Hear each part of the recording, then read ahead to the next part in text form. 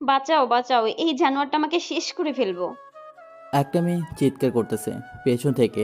আমি তো রুমে নির্বাক দর্শকের মতো দাঁড়িয়ে আছি। আমি পেছনে ফিরে দেখলাম এটা তো সীমা, আমার মামাতো বোন। আমি তড়িঘড়ি করে সীমাকে বললাম, হয় তুই চিল্লাচিল্লি করতেছিস কেন? কেবল তো খেলা শুরু।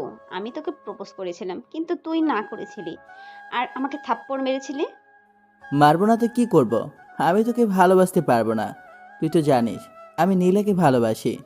আমি তো জানি, কিন্তু আমি তোকে আর নীলাকে এক হতে দিব না। তুই শুধু আমার। এখন আমার ভালোবাসা মেনে নে, না হলে আমি তো কেবল আস্তে চিল্লালাম, কিছুক্ষণ পর আরো জোরে চিৎকার দেব, তখন বুঝতে পারবি। না, আমি তোকে ভালোবাসতে পারবো না। তুই সাইকো একটা মেয়ে। আর কি করবি তুই করে নে। আমার কথা শুনে সীমা রীতিমতো চিৎকার দিচ্ছে। আর দেখলাম সে হাত দিয়ে কাপড় সালোয়ার কামিজ ছিঁড়ে ফেললো। আর কিছুক্ষণ পর আব্বু আম্মু, মা মামি আর ভাইয়ার আপু এসে দরজা ধাক্কাচ্ছে। মামা চিৎকার দিয়ে বলছে, মামুনি, কি হয়েছে? দরজা খোলো। সীমা দৌড়ে গিয়ে দরজা খুলে দিল। আব্বু আম্মু, মামা মামি, আপু ভাইয়া দরজা খোলা পেয়ে ভেতরে প্রবেশ করলো। নীলা দৌড়ে গিয়ে আম্মুকে জড়িয়ে ধরলো। আম্মু অবাক হয়ে বলল, মামুনি, কি হয়েছে? আর তোর কাপড় ছেঁড়া কেন? ফুপ্পি, তোমার ছেলে আমাকে নষ্ট। বলেই সীমা হু হু করে কেঁদে দিল। আমি তো সেবার কথা শুনে অবাক আর চুপ করে আছি। কি বললি মামুনি? হোসেন এরকম করেছে? আমি ওরে তো। আম্মু সীমাকে ছাড়িয়ে রেগে আমার কাছে আসলো। আর সাথে সাথে আমার গালে ঠাস করে দুইটা চড় মারলো। আর বলল, তোকে তো আমার ছেলে বলতে ঘৃণা হচ্ছে। তুই তোর মামাতো বোনের সাথে এরকম করতে পারলি? আমি কান্না করতে করতে আম্মুকে বললাম, আম্মু আমি এইরকম করিনি। সীমা এগুলো বানানো নাটক। আমি তার সাথে কোনো কিছুই করিনি। আব্বু আম্মু তোমরা বিশ্বাস করো। আব্বু আমার কাছে এসে ঠাস করে চর মেরে বলল, আজ থেকে তুই আমাকে আব্বু বলে ডাকবি না।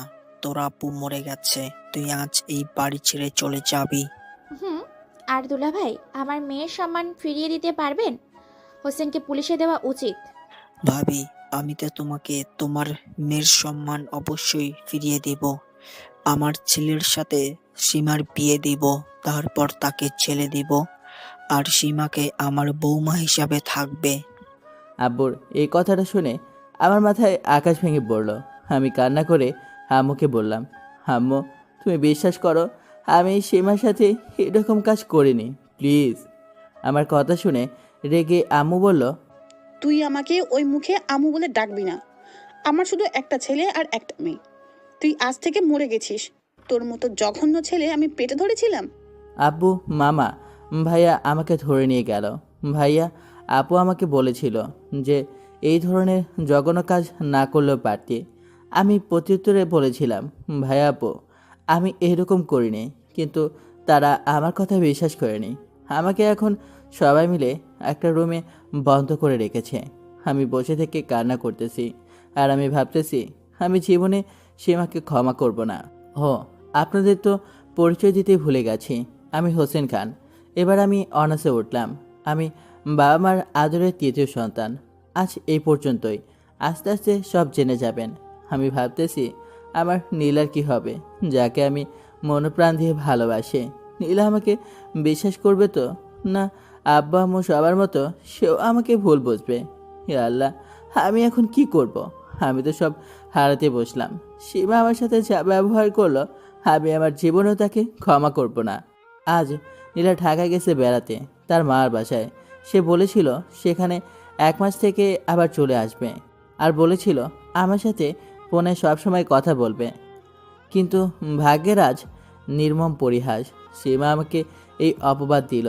আমি এগুলো ভাবতেছি, তখন দরজা খোলার শব্দ পেলাম। সামনে তাকিয়ে দেখলাম আমার ভাই এসেছে। আমি উঠে গিয়ে ভাইয়ের পা জড়িয়ে ধরে বললাম, আম্মু তুমি আমাকে বিশ্বাস করো, আমি এমন কিছু করিনি।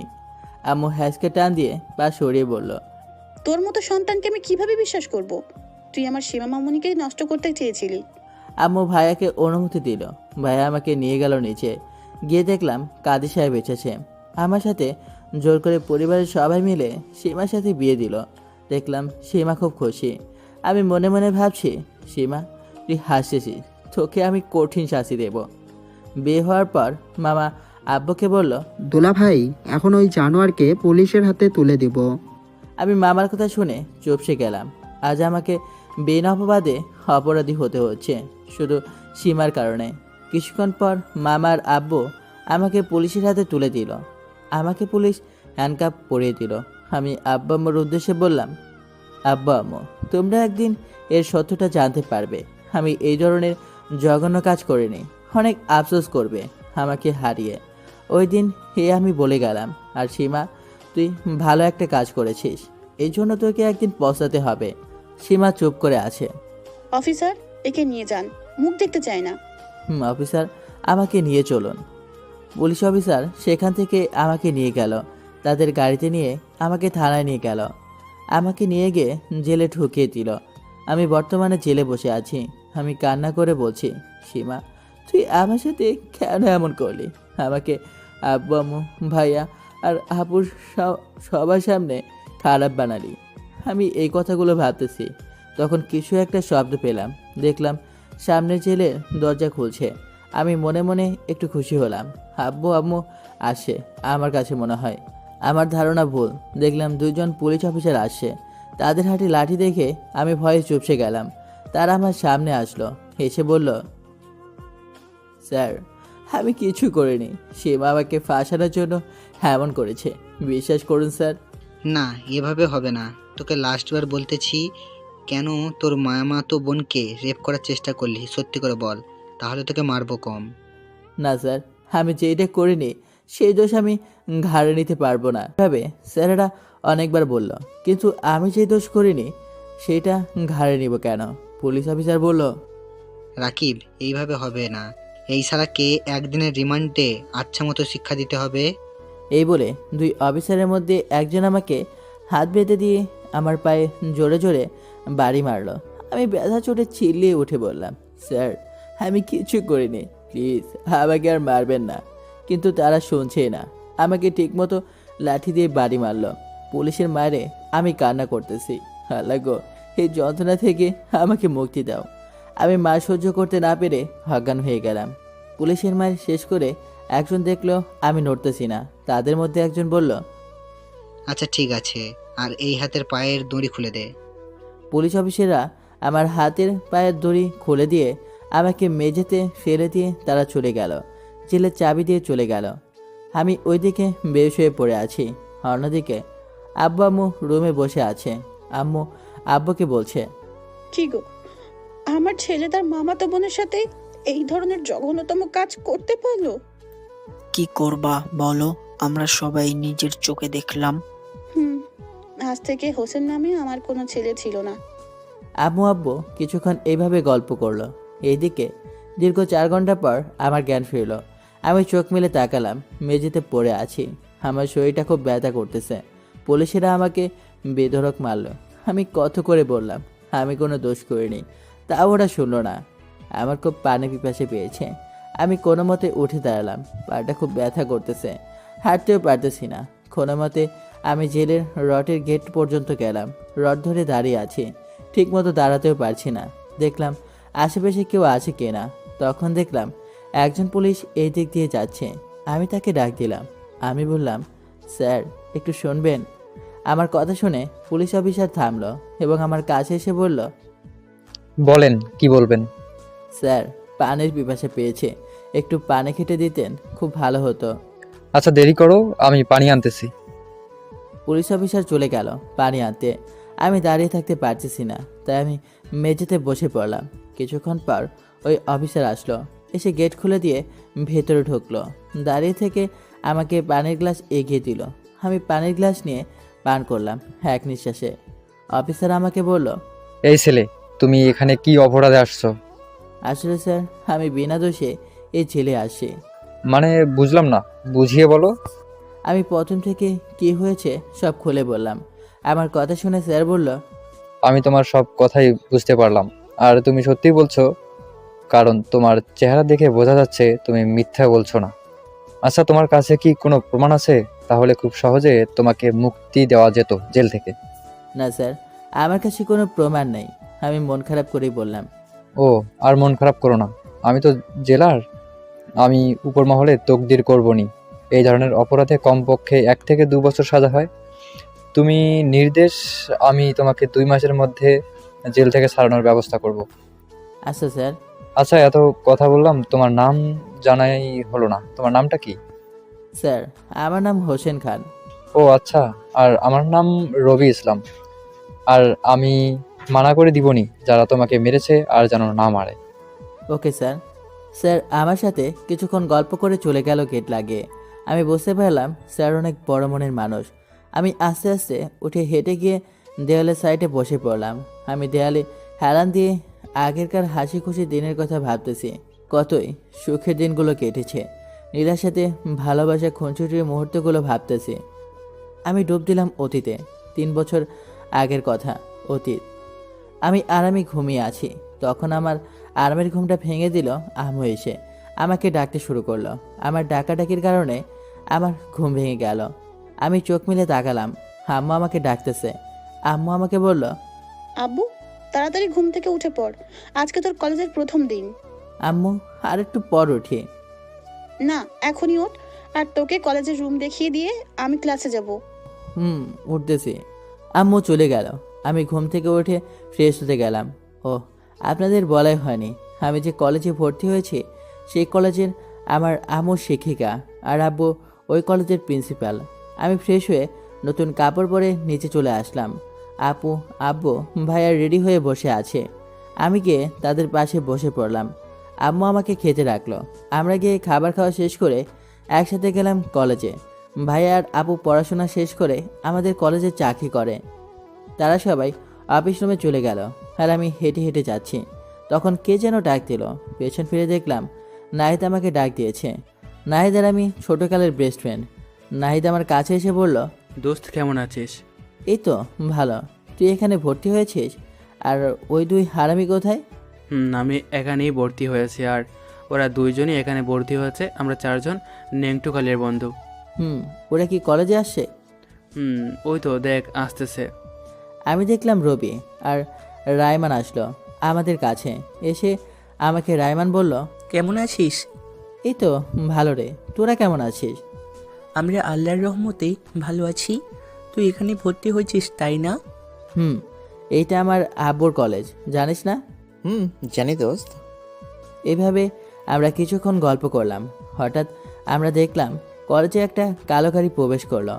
আমরা সবাই হা করে তাকিয়ে আছি। আমি দেখলাম গাড়ি থেকে নীল শাড়ি পরিহিত একটা মেয়ে নামলো। আমি তো তাকে দেখে কলেজে প্রথম দিনই বাস দুঃখ ক্রাশ খেলাম। আমি অপরূপ দৃষ্টিতে ওই নীল শাড়ির পরিহিত মেয়েটাকে দেখতেছি। নাহিদ আমার দিকে খেয়াল করলো। আমি তার দিকে তাকিয়ে আছি। নাহিদ আমাকে ডাক দিল। আমি ঘোর কাটিয়ে স্বাভাবিক হয়ে বললাম, দোস্ত বল। হা করে সামনে কি দেখতেছিস? ক্রাশ খেয়ে গেলি নাকি রে? দোস্ত, ওই মেয়েটিকে দেখে ক্রাশ খেয়ে গেলাম। আমি এটা বলার সাথে সাথে ওরা হাসা শুরু করলো। তখন আমি বললাম, ওই হারামিরা চুপ কর, চল ঘন্টা দিয়েছে, ক্লাসে যাই। আচ্ছা চল। আমরা 4জন আমাদের ডিপার্টমেন্টে চলে আসলাম। আমরা 4জন ক্লাসে ঢুকে পড়লাম। সবাই আমাদের দিকে তাকিয়ে আছে। আমরা 4জন স্মার্ট হয়ে এসেছি তো তাই। আমরা 4জন 2 বেঞ্চে বসে পড়লাম। আমার পাশে নাহিদ আর সামনে রবি আর রায়মান। আমরা 4জন কিছুক্ষণ গল্প করলাম। কিছুক্ষণ পর আমার আম্মু মানে ক্লাসের ম্যাডাম আর আম্মুর সাইডে আমার ক্রাশ খাওয়া মেয়েটি। আমরা সবাই দাঁড়িয়ে পড়লাম, সালাম দিলাম। আম্মু সবাইকে বসতে বলল। আম্মু সবার উদ্দেশ্যে বলল, তোমরা সবাই কেমন আছো? জি ম্যাডাম, আমরা সবাই ভালো আছি। আপনি কেমন আছেন? ভালো আছি। এই মেয়েটির নাম হলো নীলা, এই এলাকায় নতুন, আর তোমাদের সাথেই পড়াশোনা করবে। সবাই নীলার সাথে বন্ধুসুলভ আলোচনা করবে। আচ্ছা ম্যাডাম। আমি জানতে পারলাম মেয়েটির নাম নীলা। নীলা তার জায়গায় গিয়ে বসলো। আম্মু সবার সাথে পরিচয় করিয়ে দিল। আমাকে আম্মু দাঁড়াতে বলল। আমি দাঁড়িয়ে পড়লাম। আম্মু আমাকে বলল, এই ছেলে, তোমার নাম কি? আম্মুর কথা শুনে আমি তো হা করে আছি। আমার 3 বন্ধু হা করে আছে। আম্মু আব্বুর সাথে সব কিছুতেই ফ্রি, তাই আমি আম্মুকে হেসে বললাম, ম্যাডাম আমার নাম হোসেন খান। আমার বাবার নাম সাইফুল ইসলাম, বর্তমান কোনো এক কলেজের প্রেসিডেন্ট। আর আম্মু মোসাম্মদ শিমুল আক্তার, বর্তমান নিধি পাবলিক ইউনিভার্সিটি ও কলেজের প্রধান শিক্ষিকা। আম্মু আমার কথা শুনে হাসি দিয়ে বলল, তোমার আম্মু এই কলেজের শিক্ষিকা? কোথায় দেখলাম না তো। হুম, দেখতে তো পাবেন না। বর্তমান তিনি ক্লাস করাচ্ছে ইন্টার ফার্স্ট ইয়ারের সায়েন্স ডিপার্টমেন্টে। আমার ক্লাসের নাম। সবাই আমার কথা শুনে হা করে আমার দিকে আর আম্মুর দিকে তাকিয়ে আছে। একজন ছাত্রী দাঁড়িয়ে বলল, ম্যাডাম, এটা আপনার ছেলে, তাহলে পরিচয় নিলেন কেন? এমনি নিলাম, তাছাড়া তোমরা ভাববা হোসেনের পরিচয় নিলাম না কেন। ও আচ্ছা। আম্মু কিছুক্ষণ সবার সাথে গল্প করে পড়া বোঝাতে লাগলো। এভাবে আম্মুর ক্লাস নেওয়া শেষ হলো। এভাবে একে একে সব ক্লাস শেষ করলাম। দুপুরে খাবার খাওয়ার জন্য ঘন্টা পড়লো। আমরা সবাই ক্লাস থেকে বের হলাম। আমরা 4 জন চলে আসলাম এক গাছে।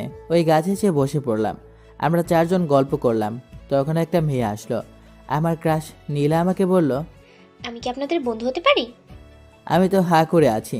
এই কথা শুনে আমি স্বাভাবিক হয়ে বললাম, কেন নয়, আমরা ক্লাসমেট, তাই আজ থেকে আমরা সবাই ফ্রেন্ড। আচ্ছা, বন্ধুদের মাঝে নো তুমি, শুধু তুই করে কথা বলবো। আচ্ছা, ওকে দোস্ত। হুম। নীলা আমার পাশে বসে পড়ল। আমরা সবাই কিছুক্ষণ আড্ডা দিলাম। আমরা সবাই ক্লাসে গেলাম। এইভাবে শুরু হলো আমাদের 5 জন ফ্রেন্ডের পথ চলা। কেটে গেল দীর্ঘ 6 মাস। এই 6 মাসে আমার আর নীলার বন্ধুত্ব অটুট হয়েছে। এখন প্রতিদিন নীলের সাথে ক্লাস করি, মজা করি, আড্ডা দিই। আমার দিনগুলো সুখেই কাটতেছে। আমি নীলাকে এই 6 মাসে প্রচণ্ড ভালোবেসে ফেলেছি, কিন্তু বন্ধুত্ব হারানোর ভয়ে আমি আর আমার ভালোবাসার কথা বলতে পারিনি। নীলাকে অনেকভাবে ভালোবাসার কথা বলার চেষ্টা করেছি, কিন্তু নীলা বোঝার চেষ্টাই করেনি।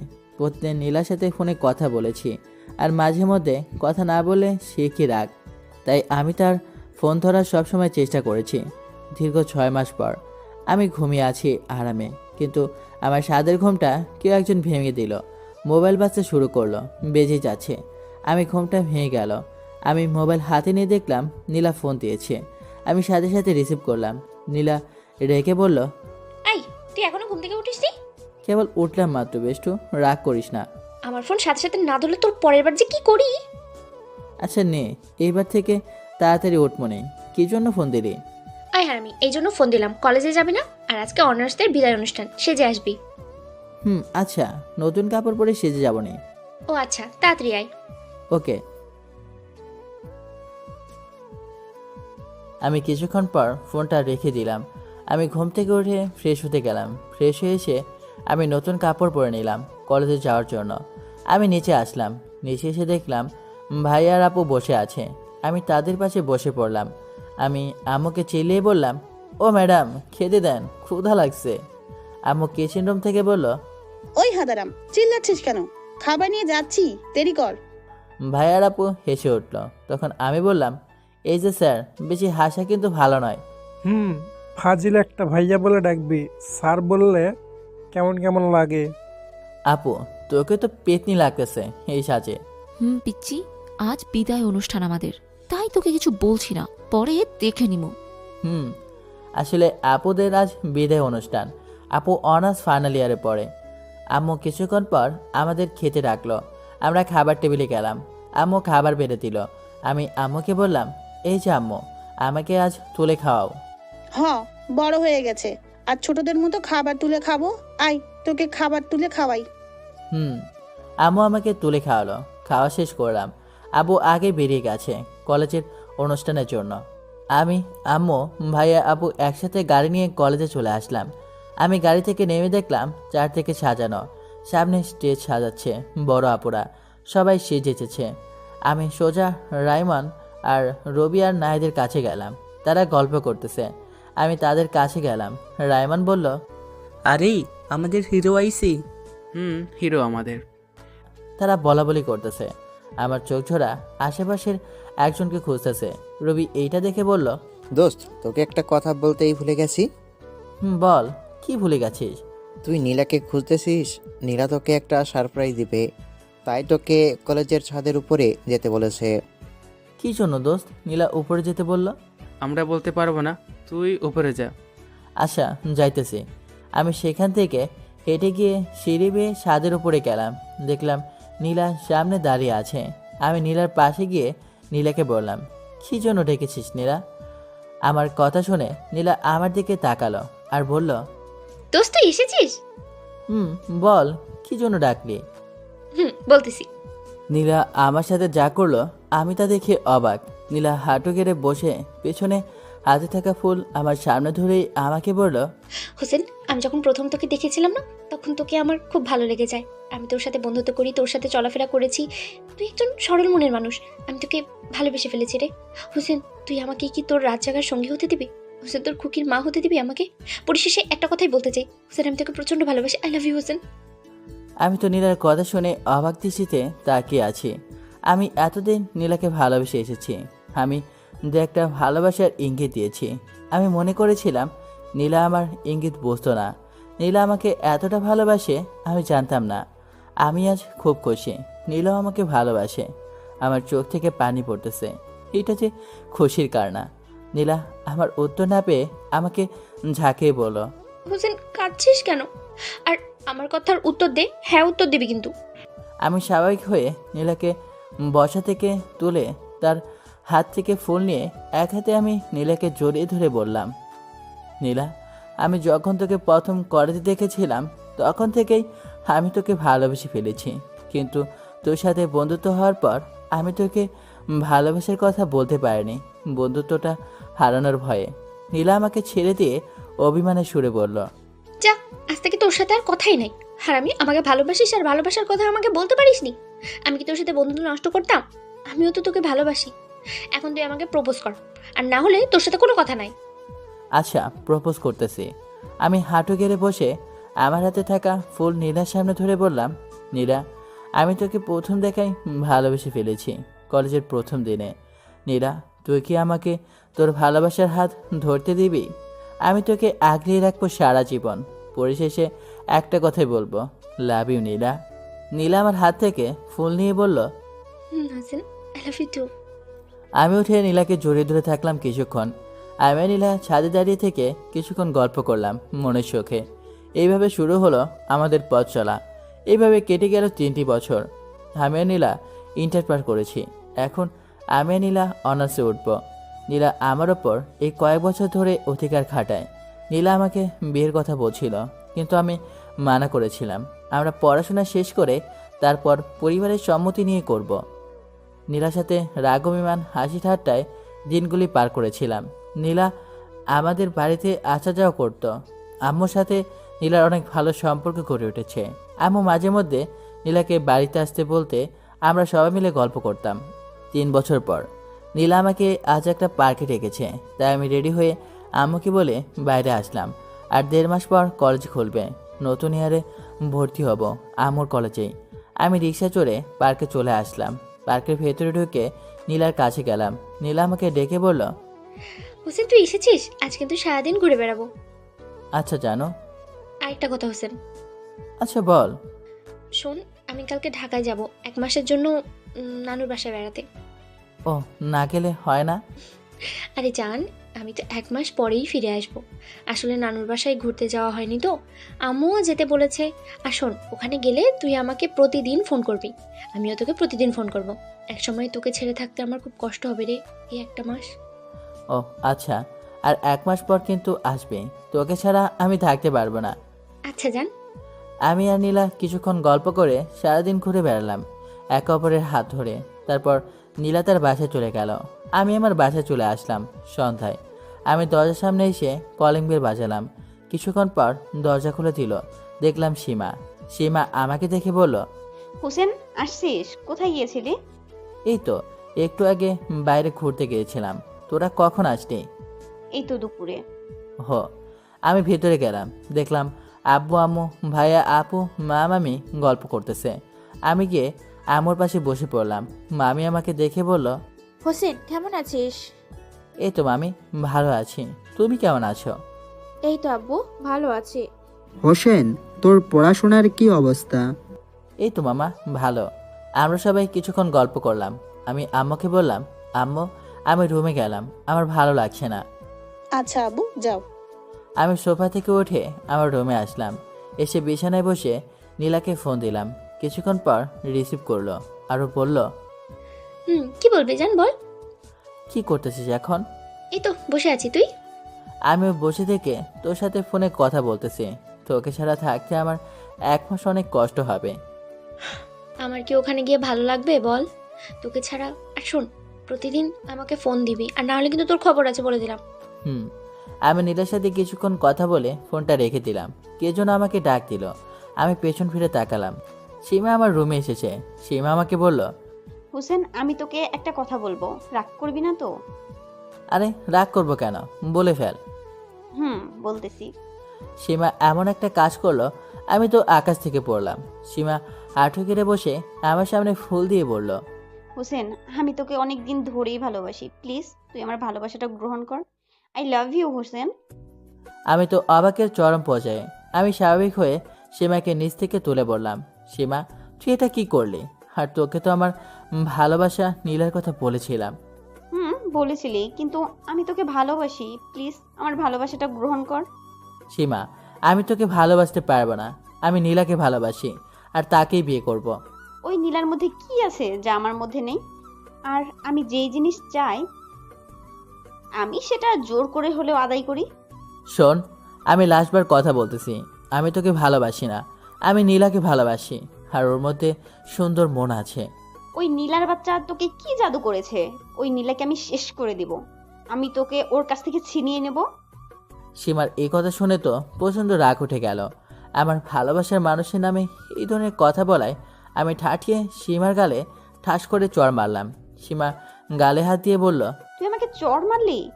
আমার আব্বু আম্মু আমাকে কোনো দিন মারুনি। তোকে আমি দেখে নেব, আর আমি তোকে আমার করেই নেব ওই নীলার কাছ থেকে। যা তুই যা করার করে নিস, আমিও দেখব আমার ভালোবাসার মানুষের কিভাবে ক্ষতি করিস। সীমা কান্না করতে করতে চলে গেল। আমি ভাবতেছি, যাকে আমি আমার বোন ভাবলাম সে কিনা, ভাবতে আমার খারাপ লাগতেছে। আমি কিছুক্ষণ আমার রাগকে শান্ত করলাম। এভাবে কিছুক্ষণ বসে থাকার পর আম্মু আমাকে খেতে ডাকলো। আমি নিচে গেলাম খাবার খাইতে। আমি গিয়ে টেবিলে বসে পড়লাম। আম্মু সবাইকে খাবার বেড়ে দিতে শুরু করলো। আমি আশেপাশে তাকালাম, দেখলাম সীমা আমার দিকে চোখ গরম করে তাকিয়ে আছে। আমি ওই দিকে গুরুত্ব না দিয়ে আম্মু খাবার বেড়ে দিল। আমরা সবাই খাবার খাওয়া শেষ করলাম। খাওয়া শেষ করে যে যার রুমে গেল ঘুমাতে। আমি আমার রুমে ঘুমাতে আসলাম। কিছুক্ষণ নীলার কথা ভাবতে ভাবতে ঘুমিয়ে পড়লাম। পরের দিন আমি সকাল সকাল ঘুম থেকে উঠলাম। উঠে বিছানায় বসে পড়তে পকেটে থাকা ফোনটা বাজিতে শুরু করলো। আমি পকেট থেকে ফোন নিয়ে দেখলাম নীলা ফোন দিয়েছে। আমি ফোন রিসিভ করলাম। নীলা আমাকে বলল, হোসেন, ঘুম থেকে উঠেছিস? কিছুক্ষণ আগে উঠলাম। তুই তাড়াতাড়ি বাইরে আয়, আমি ওয়েট করতেছি। আচ্ছা যাইতেছি, আর তুই বাসায় আয়। না, আজ যাবো না, তাড়াতাড়ি বাইরে আয়। ওকে। আমি কাপড় পরে নিচে গেলাম। আব্বু আম্মু সবাই গল্প করতেছে। আমি বাইরে যেতে আব্বু আমাকে বলল, হোসেন, কোথায় যাচ্ছিস? এই তো আব্বু, নীলা আসে, বাইরে যাচ্ছি। ও, নীলা মামনিকে বাসায় আন। ও আজ আসবে না আম্মু, 1 মাসের জন্য নানুর বাসায় যাইতেছে। ও আচ্ছা। আমি বাসা থেকে বের হয়ে চলে আসলাম নীলার কাছে। আমি নীলাকে বললাম, চল নীলা, তোকে বাস স্ট্যান্ড পর্যন্ত এগিয়ে দিয়ে আসি। চলো যান। আমি আর নীলা রিক্সায় চললাম, আর নীলার ব্যাগও নিলাম। রিক্সা সোজা বাস স্ট্যান্ডে গেল। বাস স্ট্যান্ডে এসে রিক্সা থেকে নেমে বাসের কাউন্টারে দাঁড়ালাম। নীলা আমাকে বলল, জান, সবসময় কিন্তু আমাকে ফোন দিবা। ওকে, আর তুই কিন্তু আমাকে ফোন দিবি। আচ্ছা। আমি আর নীলা দাঁড়িয়ে থেকে কিছুক্ষণ গল্প করলাম। কিছুক্ষণ পর ঢাকাগামী বাস আসলো। নীলাকে আমি বাসে উঠিয়ে দিয়ে বিদায় জানালাম। আমি দাঁড়িয়েছিলাম কিছুক্ষণ পর বাস ছাড়লো ঢাকার উদ্দেশ্যে। আমি কিছুক্ষণ দাঁড়িয়ে থাকলাম। যতদূর বাস দেখা যাচ্ছে ততদূর পর্যন্ত আমি তাকিয়ে রয়েছি। নিমেষেই বাসটা চলে গেল। আমি বাস স্ট্যান্ড থেকে সোজা বন্ধুদের কাছে গেলাম। আমি তাদের সাথে সারাদিন ঘুরে বেড়াই, বাসায় গেলাম। এইভাবে কেটে গেল 2 দিন। ভালো লাগতেছে না নীলাকে ছাড়া। নীলার সাথে সারাক্ষণ ফোনে কথা বলেছি অস্থিরতা থেকে দূরে থাকার জন্য। আমি আজ ঘুম থেকে তাড়াতাড়ি উঠলাম, ফ্রেশ হয়ে নিচে আসলাম খেতে। নিচে এসে আমি বসে থাকলাম। আব্বু আম্মু সবাই টেবিলে বসে থেকে গল্প করছি। আমি দেখলাম সীমা আমার দিকে বারবার তাকাচ্ছে। এইটা দেখে আমার গা চলতেছে। আমি তার দিকে তাকাইনি। আম্মু কিছুক্ষণ পর খাবার বেড়ে দিল। খাওয়া শেষ করে আমরা সোফায় বসে সবাই গল্প করলাম। আমার আজ ভালো লাগতেছে না, তাই আমি আম্মুকে বললাম, আম্মু রুমে গেলাম। আচ্ছা যাও। আমি রুমের দিকে হাঁটা ধরলাম সোফা থেকে উঠে। অন্যদিকে হোসেন যাওয়ার পর সীমা মনে মনে বলছে, আজকের সুযোগ, হোসেন, তুই আমাকে চর মেরেছিস তাই না? আর তোর সাথে এমন কিছু একটা করব তুই ভাবতেও পারবি না। আমি তোকে সারা জীবনের জন্য পাবো। সীমা উঠে আমাকে বলল, পুপি একটু থাকো, আমি আমার রুম থেকে আসি। আচ্ছা যাও মামনি। সীমা চলে গেল সোফা থেকে উঠে হোসেনের রুমের উদ্দেশ্যে। এইদিকে আমি হেঁটে রুমে আসলাম, একটু বসে যাব, তখন কারো চিৎকারের আওয়াজ পেলাম। বলছে, বাঁচাও বাঁচাও, এই জানোয়ার আমাকে শেষ করে ফেলবে। আমি আওয়াজ শুনতে পেয়ে পিছনে তাকলাম, দেখলাম সীমা। তারপরে কি হলো তা তো আপনারা সবই জানেন। অতীত শেষ, বর্তমান। এভাবে জেলে বসে থেকে দেওয়ালে হেলান দিয়ে ভাবতেছি আগের দিনের কথা। কখন যে 3 ঘন্টা পার হয়ে গেল বুঝতেই পারলাম না। আমি হঠাৎ কারো ডাকে অতীত থেকে বাস্তব জগতে ফিরলাম। আমি সামনে দেখলাম রবি স্যার আমাকে ডাকতেছে, আর দেখলাম স্যারের হাতে খাবারের প্লেট। আমি উঠে দাঁড়াতে যাব, তখন স্যার বলল, আরে হোসেন, বসো, উঠতে হবে না। তোমার জন্য খাবার নিয়ে এসেছি, সারাদিন তো তুমি খাওনি। আমি স্যারের কথা শুনে বসে পড়লাম। স্যার টুলটা নিয়ে বসে পড়লো আমার সামনে।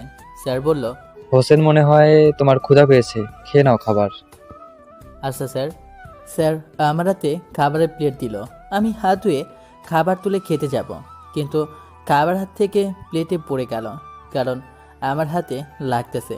ওই স্যারেরা মারার কারণে একটা লাঠির বাড়ি হাতে এসে লেগেছিল। আমার খাবার পড়ে যাওয়া দেখে স্যার বলল, হোসেন, তুমি তো খাইতে পারছো না, তোমার হাতে কি হয়েছে? আসলে স্যার আমাকে মারার সময় লাঠির বাড়ি আমার হাতে এসে পড়েছে।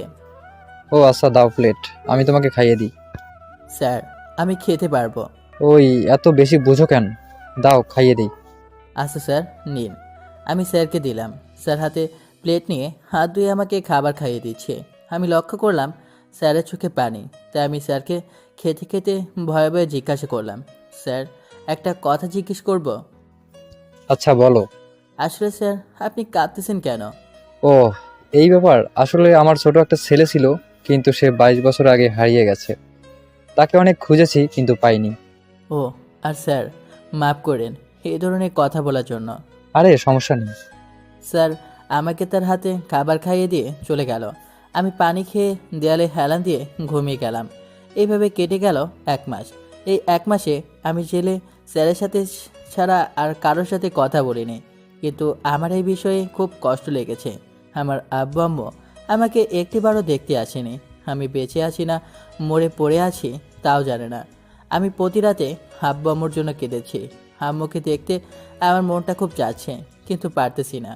আর জেলের কোনো অফিসার আমাকে আর মারেনি। রবি স্যার তাদের বলেছে আমাকে না মারতে। এই 1 মাস আমার নীলার কথা খুব মনে পড়েছে। নীলার সাথে আমি কোনো প্রকার যোগাযোগ করতে পারিনি। এই 1 মাস আমার নীলার কথা খুব মনে পড়েছে। নীলার সাথে আমি কোনো প্রকার যোগাযোগ করতে পারিনি। আমার কষ্টের মাত্রা খুব বেড়ে গেছে। পরিবারের কেউ, ভাইয়া আপু, আম্মু আব্বু, কেউ আমার সাথে কথা বলতেও আসেনি। নীলা আমার সাথে যোগাযোগ না করতে পারায় আমার ওপর সে খুব রাগ করবে। আর সে যখন জানতে পারবে আমি জেলে আছি, আমি আমার মামাতো বোনকে রেপ করার চেষ্টা করেছি, তখন আমাকে সে খুব ঘৃণা করবে। আমি তো শুধু জানি আমি আমার মামাতো বোনের সাথে কিছুই করিনি। আমার কথা কেউ আর বিশ্বাস করবে না, নীলাও না। শুধু আমাকে রবি স্যার, পুলিশ অফিসার বিশ্বাস করেছে। আমি আমার মামাতো বোনের সাথে কিছু করিনি। 1 মাস পর অন্যদিকে নীলা তার নানুর বাসা যাওয়ার পর তার ভালোবাসার মানুষ হোসেনের সাথে 2 দিন কথা বলেছে, কিন্তু সে 3 দিনের মাথায় ফোন দিল হোসেনকে, কিন্তু হোসেনের ফোন বন্ধ বলতেছে। আবার সে চেষ্টা করলো হোসেনকে ফোন দেওয়ার জন্য, কিন্তু হোসেনের ফোন বারবার বন্ধ বলতেছে। পরে নীলা ভাবলো মনে হয় তার ফোনের চার্জ শেষ হয়েছে, তার মোবাইলটা বন্ধ হয়েছে। থাক, হোসেনকে পরে ফোন দিব। এইভাবে নীলা 10 দিন কেটে গেছে, কিন্তু নীলা খুব কষ্টে আছে। হোসেন 10 দিন যাবৎ ফোন বন্ধ পাচ্ছে, সে যোগাযোগ করতে পারতেছে না। নীলা রাগে অভিমানে কান্না করছে। নীলা প্রতি রাত ফোনের দিকে তাকিয়েছিল, তার ভালোবাসার মানুষ ফোন দিবে কখন।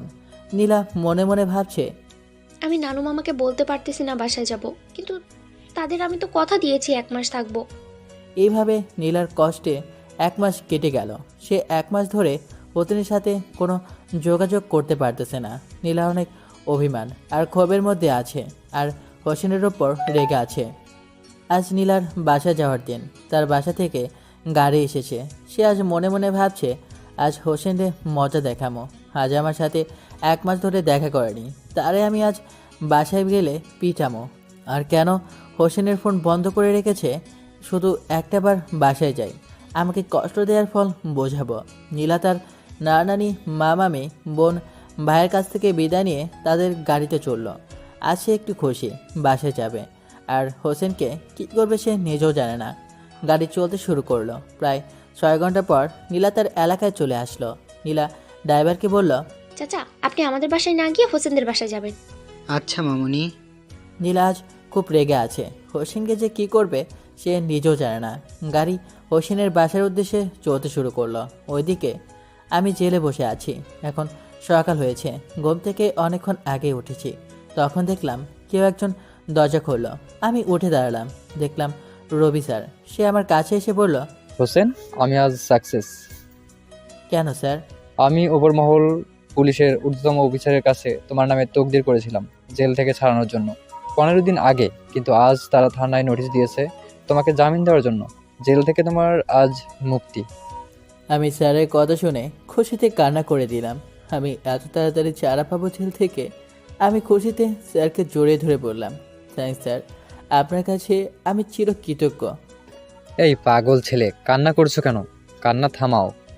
আর আমি পুলিশ হয়ে একটা দায়িত্ব আছে না, নির্দোষ মানুষকে আমরা কিভাবে শাস্তি দেই। আর আমি এও তদন্ত করব তোমার সাথে শুধু সীমাই জঘন্য কাজ করেছে না তার সাথে আরও কেউ জড়িত আছে। আচ্ছা, বেশি দেরি করো না, যাও তোমার আম্মুর কাছে যাও। তাদেরও এতদিন রাগ অভিমান কমে গেছে। স্যার, যাব। আম্মুকে খুব দেখতে ইচ্ছে করতেছে। আচ্ছা যাও, পরে তোমার সাথে দেখা হবে ইনশাআল্লাহ। আচ্ছা স্যার। আমি স্যারকে বিদায় জানিয়ে জেল থেকে বের হয়ে আসলাম। আজ আমি খুব খুশি। আম্মু আব্বু সবার সাথে দেখা করব। আমি রাস্তায় হেঁটে হেঁটে বাসার দিকে চলে আসলাম। আধা ঘন্টা লাগলো বাসায় আসতে। আমি বাসার ভিতরে ঢুকে দরজায় দাঁড়িয়ে খুশি মনে কলিং বেল বাজালাম। কিছুক্ষণ পর দেখলাম দরজা খুলে দিল। দেখলাম আম্মু। আমি আম্মুকে দেখে খুশি হয়ে বললাম, আম্মু কেমন আছো? তুই কে? আমি তোকে চিনতে পারলাম না। আমার আম্মুর কথা শুনে কচি মনটা নিমেষেই কালো হয়ে গেল। আমি বললাম, আম্মু আমি তোমার ছেলে হোসেন।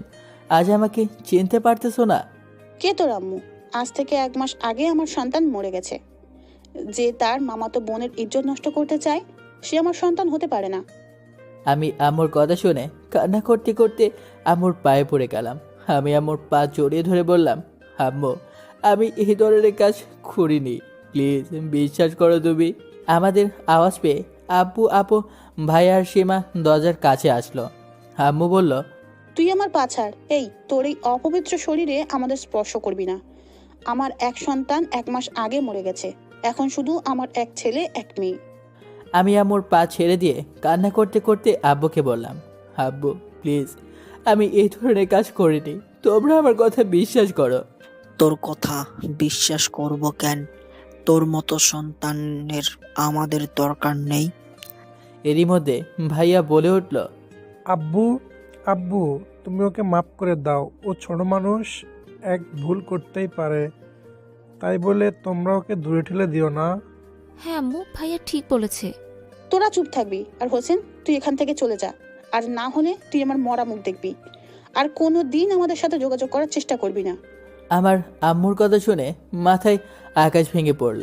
আমি কান্না করতে করতে বললাম, আম্মু তোমাদের আর আমার মুখ দেখতে হবে না, আমি চলে যাবো এই শহর ছেড়ে। আর একদিন তোমরা আফসোস করবে সত্যটা জানলে। আমি কান্না করতে করতে বের হয়ে আসলাম বাসা থেকে। আমি এখন কান্না করছি আর রাস্তায় হাঁটতেছি আর ভাবতেছি, আম্মু আমার সাথে এইরকম করতে পারলো, আমাকে বিশ্বাস করলো না। আজ থাকবো না এই শহরে। আমি হেঁটে অনেক দূর চলে আসলাম। হেসে আমি গাছের ছায়ার নিচে বসে পড়লাম। আজ আমার খুব কষ্ট লাগতেছে। চোখ বন্ধ করে কান্নায় ভেসে পড়লাম। এভাবে কখন যে 1 ঘন্টা সময় কেটে গেল কান্না করার জন্য বুঝতেই পারিনি। হঠাৎ কেউ একজন আমাকে স্পর্শ করলো। আমি চোখ মেলে তাকালাম, দেখলাম পুলিশের জেলার রবি স্যার। রবি স্যার আমাকে বলল, হোসেন, তুমি বাসায় যাওনি? না স্যার, আমাকে বাসার মানুষ আম্মু আব্বু কেউই মেরে দেয়নি। আমাকে বাসা থেকে বের করে দিয়েছে। আমি এই শহরে থাকবো না। ও, আর কান্না করছো কেন? দেখবা একদিন সব ঠিক হয়ে যাবে। আর এই শহরেই তুমি থাকবা, আমাদের বাসায় থাকবা। চলো তোমার জন্য কিছু কিনি, বাসায় যাব। স্যার, আমি একজন জেল ফেরত আসামি। আমি খারাপ, কারো বাসায় যেতে চাই না। আপনাদের বাসায় গেলে আপনার পরিবারের মানুষ আমাকে মেরে দেবে না।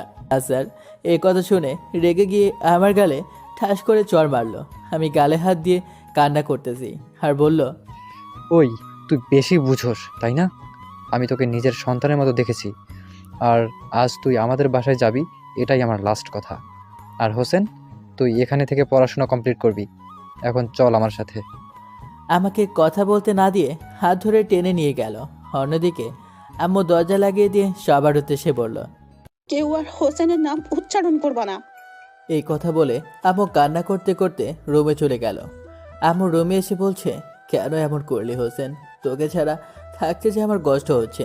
এভাবে কান্না করছে আর বলতেছে। এইদিকে নীলা গাড়ি কিছুক্ষণের মধ্যে হোসেনের বাসায় চলে আসলো। নীলা গাড়ি থেকে নেমে হোসেনের বাসার ভিতর ঢুকে যাবে, তখন কেউ একজন তাকে ডাক দিল।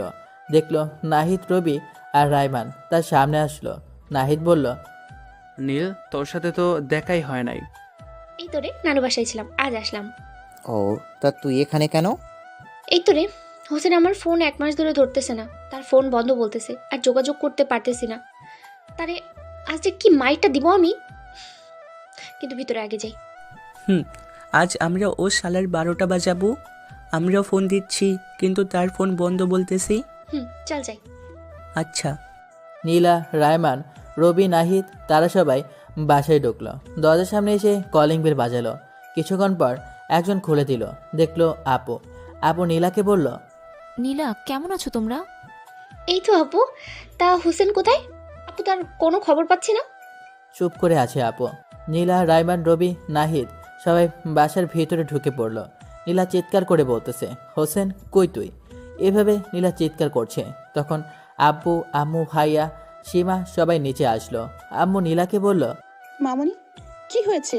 এভাবে চিৎকার করতেছো কেন? আন্টি, হোসেন কোথায়? তার সাথে আমি 1 মাস ধরে যোগাযোগ করতে পারতেছি না। কোথায় সে? আসলে নীলা, সে এখানে আর থাকে না, বর্তমানে জেলে আছে। আম্মুর কথা শুনে নীলা চরম পর্যায়ে অবাক। নীলা আম্মুকে বলল, কি বলতেছেন এগুলো? সে জেলে কেন? আসলে নীলা, সে একটা মেয়েকে রেপ করতে চেয়েছিল। কি বলতেছেন এই কথাগুলো? আমি বিশ্বাস করি না। নীলা, এই তো সামনে একটা মেয়ে দেখতে পাচ্ছ। হোসেনের মামাতো বোন তাকে রেপ করার চেষ্টা করছিল। নীলা তো কান্না করতেছে। সে ভাবতেছে তার ভালোবাসার মানুষ তাকে এইভাবে ঠকালো। নীলা, রায়মান, নাহিদ, রবি সবার চোখে পানি। রায়মান কান্না করে বলে উঠল, হোসেন এই জঘন্যতম কাজ কোথায় করেছিল? ভাইয়া, তোর রুমে সামিয়া আপুর ইজ্জত নষ্ট করে চেয়েছিল। আমরা তাকে সময় মতো ধরে ফেলি। সামিয়া আপুর সাথে বিয়ে দিয়ে জেলে পাঠিয়ে দিয়েছি। এই কথাগুলা আপুর মুখ থেকে শুনে নীলা কান্নার মাত্রা বেড়ে গেল। হঠাৎ তার একটা কথা মনে পড়ে গেল। আম্মুকে বলল, হোসেনের রুমে এখন আর কেউ থাকে কি? না নীলা, তার রুমে কেউ থাকে না। ওর মতো খারাপ ছেলের ঘরে কেউ থাকবে না, বলে দিয়েছি। তার রুম বর্তমান বন্ধ করা আছে। ও, তার রুমের চাবিটা একটু দিন, আমার কিছু নোট বই আছে ওখানে। আচ্ছা, দিচ্ছি। আব্বু নীলাকে তার ছেলের রুমের চাবি দিল। নীলা চাবি নিয়ে কান্না করে উপরে ওঠে হোসেনের রুমের দিকে গেল। হোসেনের রুমে তালা খুলে সে দেয়ালে একটা পেন্টিংয়ের ওপর তাকালো। দেখলো ঠিকই আছে। নীলা গিয়ে টুল নিয়ে উঠে ওই পেন্টিংটা নামালো। নেমে পেন্টিংয়ের ফ্রেমের উপর থাকা একটা জিনিস নিল। নীলা ভাবতেছে, আমার হোসেন আসলে কি তার মামাতো বোনকে রেপ করার চেষ্টা করেছে? সেটাই হিডেন ছোট স্পাই ক্যামেরাই বলে দেবে। নীলার হিডেন ক্যামেরায় মেমোরি মোবাইলে তুলে সে দেখলো ভিডিওটা, এবং সেই ভিডিওটা দেখে প্রচণ্ড রেগে গেল সীমার ওপর। সে আর রুমে 1 মিনিট দেরি না করে নিচে চলে আসলো। রায়মান জিজ্ঞেস করলো, কি আনলি দোস্ত হোসেনের রুম থেকে? কি আনলাম পরে বলবো। নীলা সীমার কাছে গিয়ে বলল, হোসেন তোমার কি সত্যি ইজ্জত নষ্ট করার চেষ্টা করেছে? আপু, আর এমন প্রশ্ন করতেছো কেন? আমি মেয়ে হয়ে কি কারণ আমি মিথ্যে বলবো? সীমার এই কথা শুনে নীলা যা করলো। নীলা ঠাটিয়ে ঠাস ঠাস করে 4টা চড় মারল সামিয়াকে। নীলা চড় মারা দেখে উপস্থিত থাকা সবাই অবাক হলো। নীলার চড় খেয়ে সামিয়া টাল সামলাতে না পেরে পড়ে গেল মাটিতে। নীলার আগে সামিয়াকে এলোপাতারিভাবে লাথি মারতে লাগলো। এটা দেখে সবাই অবাক, সাথে রায়মান, রবি, নাহিদ নীলাকে আটকালো সামিয়াকে লাথি মারা থেকে। আম্মু দৌড়ে এসে সামিয়াকে ধরলো। নীলা রেগে রায়মানকে বলল, রাইমান আমাকে ছাড়, আজ আমি ওকে মেরেই ফেলবো। আরে দোস্ত, তুই নির্দোষ মেয়েকে মারতেছিস কেন? বেশি কথা না বলে আমাকে ছাড়, আজ আমি ওর অবস্থা খারাপ করে দেবো। নীলাকে কেউ আটকাতে পারতেছে না। আম্মু গিয়ে সামিয়াকে ধরে তুলে নীলাকে রেগে বলল, নীলা, তুমি আমার বৌমাকে মারলা কেন? ওকে মারবো না, আদর করবো, আজ ওকে আমি মেরেই ফেলবো। আম্মু নীলার কথা শুনে নীলার কাছে এসে ঠাস করে একটা চড় মেরে বলল, বেয়াদব মেয়ে, তুমি কেন আমার বৌমারে মারলে? আমার বাসা থেকে চলে যাও। সামিয়াকে চড় মারার কারণে তার মুখ থেকে রক্ত পড়তেছে আর সামিয়া কান্না করছে। নীলা রেগে চিৎকার করে বলল, মারেন, আরো মারেন আমাকে। আপনি কেমন মা, হ্যাঁ, যে নিজের সন্তানকে বিশ্বাস করলেন না? আব্বু রেগে বলে, নীলা হোসেন এই জঘন্যতম কাজ করেছে, সেইটা আমরা নিজের চোখে দেখেছি। আঙ্কেল, নিজের চোখে দেখাও ভুল হয়। নীলা আর কোনো কথা না বলে পকেটে থাকা ফোন বের করে আম্মুর সামনে ধরে বলল, মা জননী, দেখেন, আপনার সন্তান ভুল না, আপনাদের চোখের দেখাটা ভুল। নীলা ভিডিও চালু করে দিল। আম্মুকে আর আম্মুর নীলার কাছ থেকে মোবাইল নিয়ে ভিডিও দেখছে। ভিডিও দেখে আম্মু অবাক। সেই ভিডিওতে তার ছেলে হোসেন তার মামাতো বোনকে রেপ করার চেষ্টা করেনি, সামিয়া এই নাটক সাজিয়েছে। আম্মু ভিডিওটি দেখে কান্না করতে করতে সোফায় বসে পড়ল। আব্বু বলল, নিধির আম্মু, তুমি কান্না করতেছো কেন? আর ভিডিওতে কি আছে? আম্মু কান্না করতে করতে আব্বুর হাতে মোবাইলটা দিল। আব্বু মোবাইল নিয়ে ভিডিও দেখে শোকাহতভাবে বসে পড়ল কান্না করতে করতে। আম্মু কান্না করে দিয়ে বলল, আমি আমার নিজের সন্তানকে চিনতে পারলাম না। কেমন মা আমি? পুরো পরিবার স্তব্ধ, শোকের ছায়া বয়ে যাচ্ছে। সামিয়া তো ভয়ে চুপছে গেছে। সে ভাবছে, আজ আমি ধরা পড়ে গেলাম। হঠাৎ নীলা সামিয়াকে বলে উঠল রেগে, সামিয়া, তোকে যদি এই বাড়িতে পরবর্তীতে দেখি, ওই দিন তোকে আমার হাত থেকে কেউ আর বাঁচাতে পারবে না। সামিয়া শুনে মাথা নিচু করে ফেলল ভয়ে। আম্মু আব্বুকে বলে উঠল কান্না করে, ওগো, তুমি আমার সন্তানকে এনে দাও প্লিজ। যাব, কিন্তু কোথায় তাকে খুঁজবো? তাকে তো আমরা তখন বের করে দিলাম বাসা থেকে। আমি কোনো কথা শুনতে চাই না। আমার সন্তানকে তুমি এনে দাও, আমার কোলে ফিরিয়ে দাও। আম্মু, কান্না করো না প্লিজ, আমরা যাচ্ছি আমার ভাইকে ফিরিয়ে আনতে। রাসেল, দেরি করা ঠিক হবে না।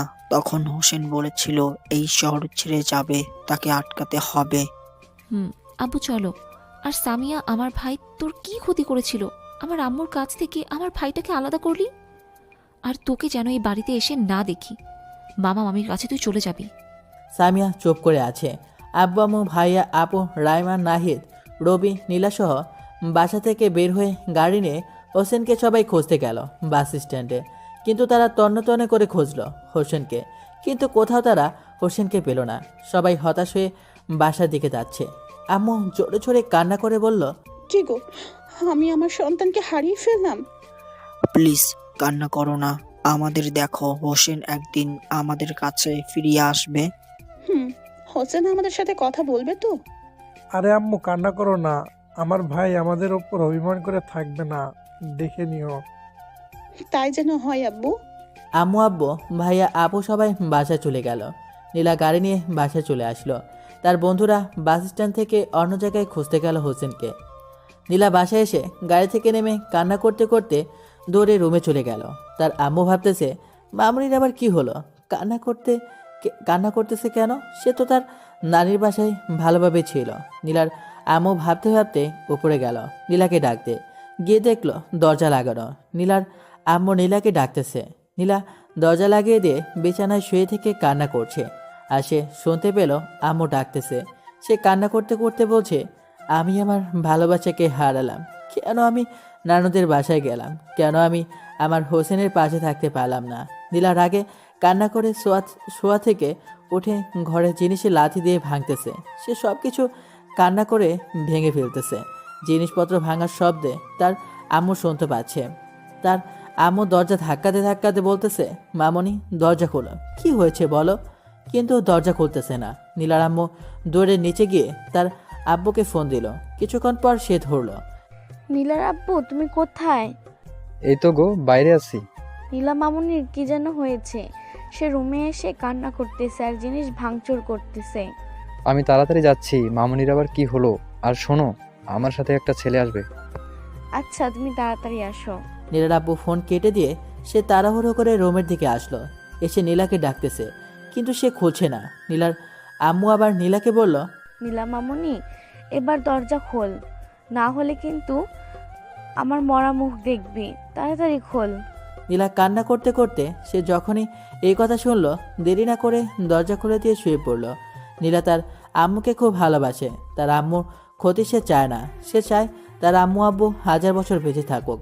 আর নীলার আম্মু নীলাকে প্রচণ্ড ভালোবাসে। তার চোখের মণি নীলা।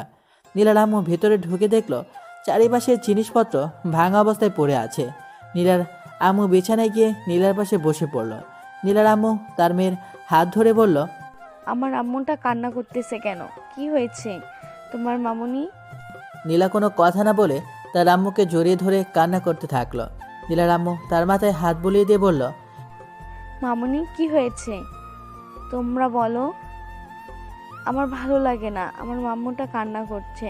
কিছুক্ষণ কান্না করে তার আম্মুকে ছেড়ে দিয়ে মাথা নিচু করে ছোট বাচ্চাদের মতো কান্না করে বলল, আম্মু জানো, আমি আমার ভালোবাসার মানুষকে হারিয়ে ফেলেছি।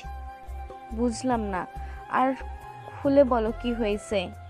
আম্মু, হোসেনের বাসায় গেছিলাম, গিয়ে দেখি হোসেনকে মিথ্যা অপবাদে তার আব্বু আম্মু বের করে দিয়েছে। পরে তার ভুল বুঝতে পেরে আমরা সবাই মিলে খুঁজতে গেলাম, গিয়ে তাকে কোথাও পাইনি। মামুনি তুমি কান্না করো না, দেখো তোমার ভালোবাসা একদিন তোমার কাছে ফিরে আসবে। এখন কান্না থামাও। নীলা মন খারাপ করে তার আম্মুর কোলে শুয়ে পড়ল। তার আম্মু তার মাথায় হাত বুলিয়ে দিচ্ছে। এদিকে আমাকে স্যার আর কথা বলতে না দিয়ে হাত ধরে টেনে নিয়ে গেল ওখান থেকে শপিং মলে। স্যার আমাকে শপিং মলে নিয়ে গিয়ে কিছু কাপড় কিনে দিল। আমি মানা করতে চাচ্ছি, এত কাপড় নিব না, একবার বলেছিলাম, কিন্তু স্যার আমার ওপর আরও রেগে গেছে। তাই ভয়ে আর কিছু বলেনি। জিনিসপত্র কিনে এনে শপিং মল থেকে বাইরে আসলাম। আমি আর স্যার হাঁটতেছি আর গল্প করতেছি। তখন স্যারের মোবাইলে কে যেন ফোন দিল। স্যার পকেট থেকে মোবাইল বের করে দেখে আমাকে বলল, হোসেন, একটু দেরি করো, বাসা থেকে ফোন দিছে, কথা বলে আসি। আচ্ছা স্যার, কথা বলে আসেন। স্যার একটু সাইডে গিয়ে ফোন রিসিভ করে কিছুক্ষণ কথা বলে আবার আমার কাছে আসলো। আমি দেখলাম স্যারকে অস্থির দেখাচ্ছে। আমি ভয়ে ভয়ে বললাম, স্যার একটা কথা বলবো? হ্যাঁ বলো। স্যার আপনাকে এত অস্থির দেখাচ্ছে কেন? কিছু কি হয়েছে? হ্যাঁ হোসেন, চলো বাসায় যাই। তোমার আন্টি একটু তাড়াতাড়ি যেতে বলেছে, কিছু সমস্যা হয়েছে। আচ্ছা স্যার চলেন। স্যার গাড়িতে চললো, আমিও চড়ে পড়লাম।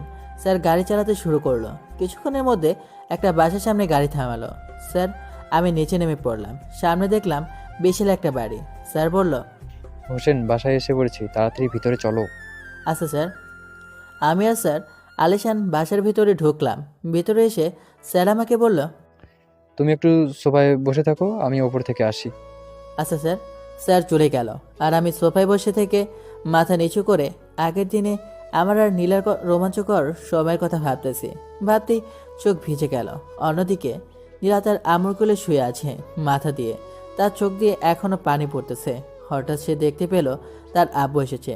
নীলার আব্বু বিছানায় এসে নীলার আম্মুর পাশে বসে পড়ল। নীলার আব্বু মাথায় হাত দিয়ে বলল, কি হয়েছে মামনি তোমার? নীলা আম্মুর কোল থেকে উঠে আব্বুকে জড়িয়ে ধরে কান্না করতেছে। নীলার আম্মি সান্ত্বনা দেওয়ার চেষ্টা করতেছে। তার আব্বু আবার বলল, মামনি কি হয়েছে? আর তোমাকে কে কাঁদাইছে তার নাম বলো, আমি তার কি হাল করি। প্লিজ তুমি নীলাকে আর এসব বলো না, তার মনের অবস্থা ভালো না। আচ্ছা বলবো না আর। তুমি নিচে গিয়ে, একটা ছেলে আসছে, সে এখানে কিছুদিন থাকবে, তাকে কিছু খেতে দাও, অনেকক্ষণ ধরে কিছু খায়নি। আচ্ছা যাচ্ছি, আর আমার মামুনির খেয়াল রাখো, আমি তার জন্য খাবার নিয়ে আসছি। ওকে। নীলার আম্মু চলে গেল নিচে। এদিকে আমি বসে আসি, ভাবতেছি। তখন দেখলাম কেউ একজন আমাকে ডাক দিল। আমি মাথা তুলে তাকালাম। সামনে দেখলাম একজন মহিলা দাঁড়িয়ে আছে, কিন্তু দেখলাম ওই মহিলাটি অবাক চোখে আমার দিকে তাকিয়ে আছে। পরে সে স্বাভাবিক হয়ে বলল, তোমার নাম কি? আমার নাম হোসেন খান ম্যাডাম। ও, আর আমাকে ম্যাডাম বলতে হবে না, আমাকে আন্টি করেই বলবা। আচ্ছা, আমি বুঝতে পারলাম এটা স্যারের ওয়াইফ। সে আমাকে বলল, আসো বাবা, তোমাকে খেতে দেই। না আন্টি, আমার ক্ষুধা নাই। শোনো দেখি, বেশি কথা বলবা না, খাইতে ডাকছি, তুমি আসো। আচ্ছা আন্টি। আমি উঠে টেবিলে গিয়ে বসলাম। আন্টি আমাকে খাবার বেড়ে দিয়ে বলল, তুমি খাবার খাও, আমি ওপরেই খাবার নিয়ে আসি। আচ্ছা আন্টি। আন্টি চলে গেল আর আমি খাবার খেতে লাগলাম। অন্যদিকে নীলার আম্মু খাবার নিয়ে রুমে আসলো, নীলার পাশে বসলো। আমি ওই ছেলেকে খাবার দিয়েছি, এখন আমার মামুনিটাকে খাইয়ে দেই। আচ্ছা দাও। নীলার আম্মু হাতে খাবার নিয়ে এক লোকমা নীলার মুখের সামনে ধরে বলল, মামুনি হাঁ করো। না আম্মু, আমি খাবো না। বেশি কথা বলবা না, খাবার খাইতে বলছি, খাবা। আর খাওয়া শেষ হলে তোমার জন্য একটা সারপ্রাইজ রয়েছে। নীলা চুপ করে মন খারাপ করে খাবার খেয়ে নিল। খাবার খাওয়া শেষ করে নীলার আম্মু হাত ধুয়ে টেবিল থেকে একটা ল্যাপটপ এনে সেটা চালু করলো। নীলার আব্বু শুধু দেখতেছে আর নীলার আম্মু নীলাকে বলল, মামুনি দেখো তো, কি চিনতে পারো কি না? আম্মু ভালো লাগতেছে না, পরে দেখবো নি। আরে মামুনি একবার দেখো। নীলার আম্মু নীলার সামনে ল্যাপটপ ধরলো। নীলার আব্বু দেখতেছে। নীলা একটু মাথা তুলে নামতেই তার চোখ কপালে উঠে গেল। নীলা তাড়াতাড়ি করে ল্যাপটপ নিয়ে দেখে অবাক। আসলে নীলাদের বাসায় ক্যামেরা সেট করা আছে। সে অবাক চোখে বলল, আম্মু এটা হোসেন, আমার ভালোবাসা। এখন সে নিচে বসে থেকে খাবার খাচ্ছে আর আমি তখনই তাকে চিনে গিয়েছিলাম।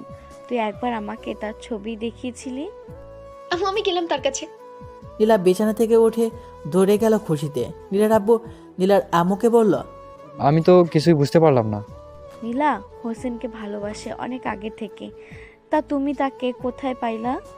হোসেন আমার জেলে 1 মাস ছিল। তাকে তার মামাতো বোন অপবাদ দিয়ে ফাঁসাইছে আর আমি বুঝতে পারছি সে নির্দোষ। তাই আমি ওপর মহলে তকদির করে তার জামিনের ব্যবস্থা করিয়েছি। ও ভালো হয়েছে, আমার মামুনির আর কষ্ট থাকবে না। আমি তার কষ্ট দেখতে পারি না। আমি চাই আমার মামুনি সারা জীবন সুখী থাকুক। হ্যাঁ নীলা, আমাদের একমাত্র মেয়ে, তার সুখেই আমার সুখ। এইভাবে তারা গল্প করতেছে। এদিকে আমি খাবার খাওয়া শেষ করে প্লেটে হাত ধুয়ে টেবিল থেকে উঠে বসে যাব, তখনই কে যেন দৌড়ে এসে আমাকে জড়িয়ে ধরলো। আমি তো অবাকের পর্যায়ে। আমি অনুভব করলাম যে আমাকে জড়িয়ে ধরেছে, সে ফুপিয়ে ফুপিয়ে কাঁদতেছে।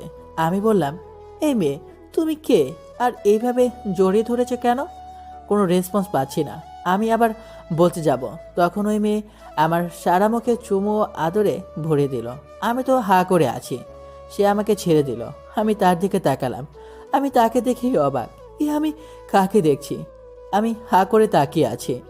সে আসলে কেউ নয়, আমার ভালোবাসার মানুষ নীলা। আমি তো হা করে আছি। আমি কিছুক্ষণ পর স্বাভাবিক হয়ে বললাম, নীলা তুই? জান, আমি 1 মাসে তোর সাথে যোগাযোগ করতে না পেরে খুব কষ্ট পেয়েছি। আর তোদের বাসায় গিয়েছিলাম, কিন্তু গিয়ে জানতে পেরেছি তুই এক অপরাধে জেলে গিয়েছিস।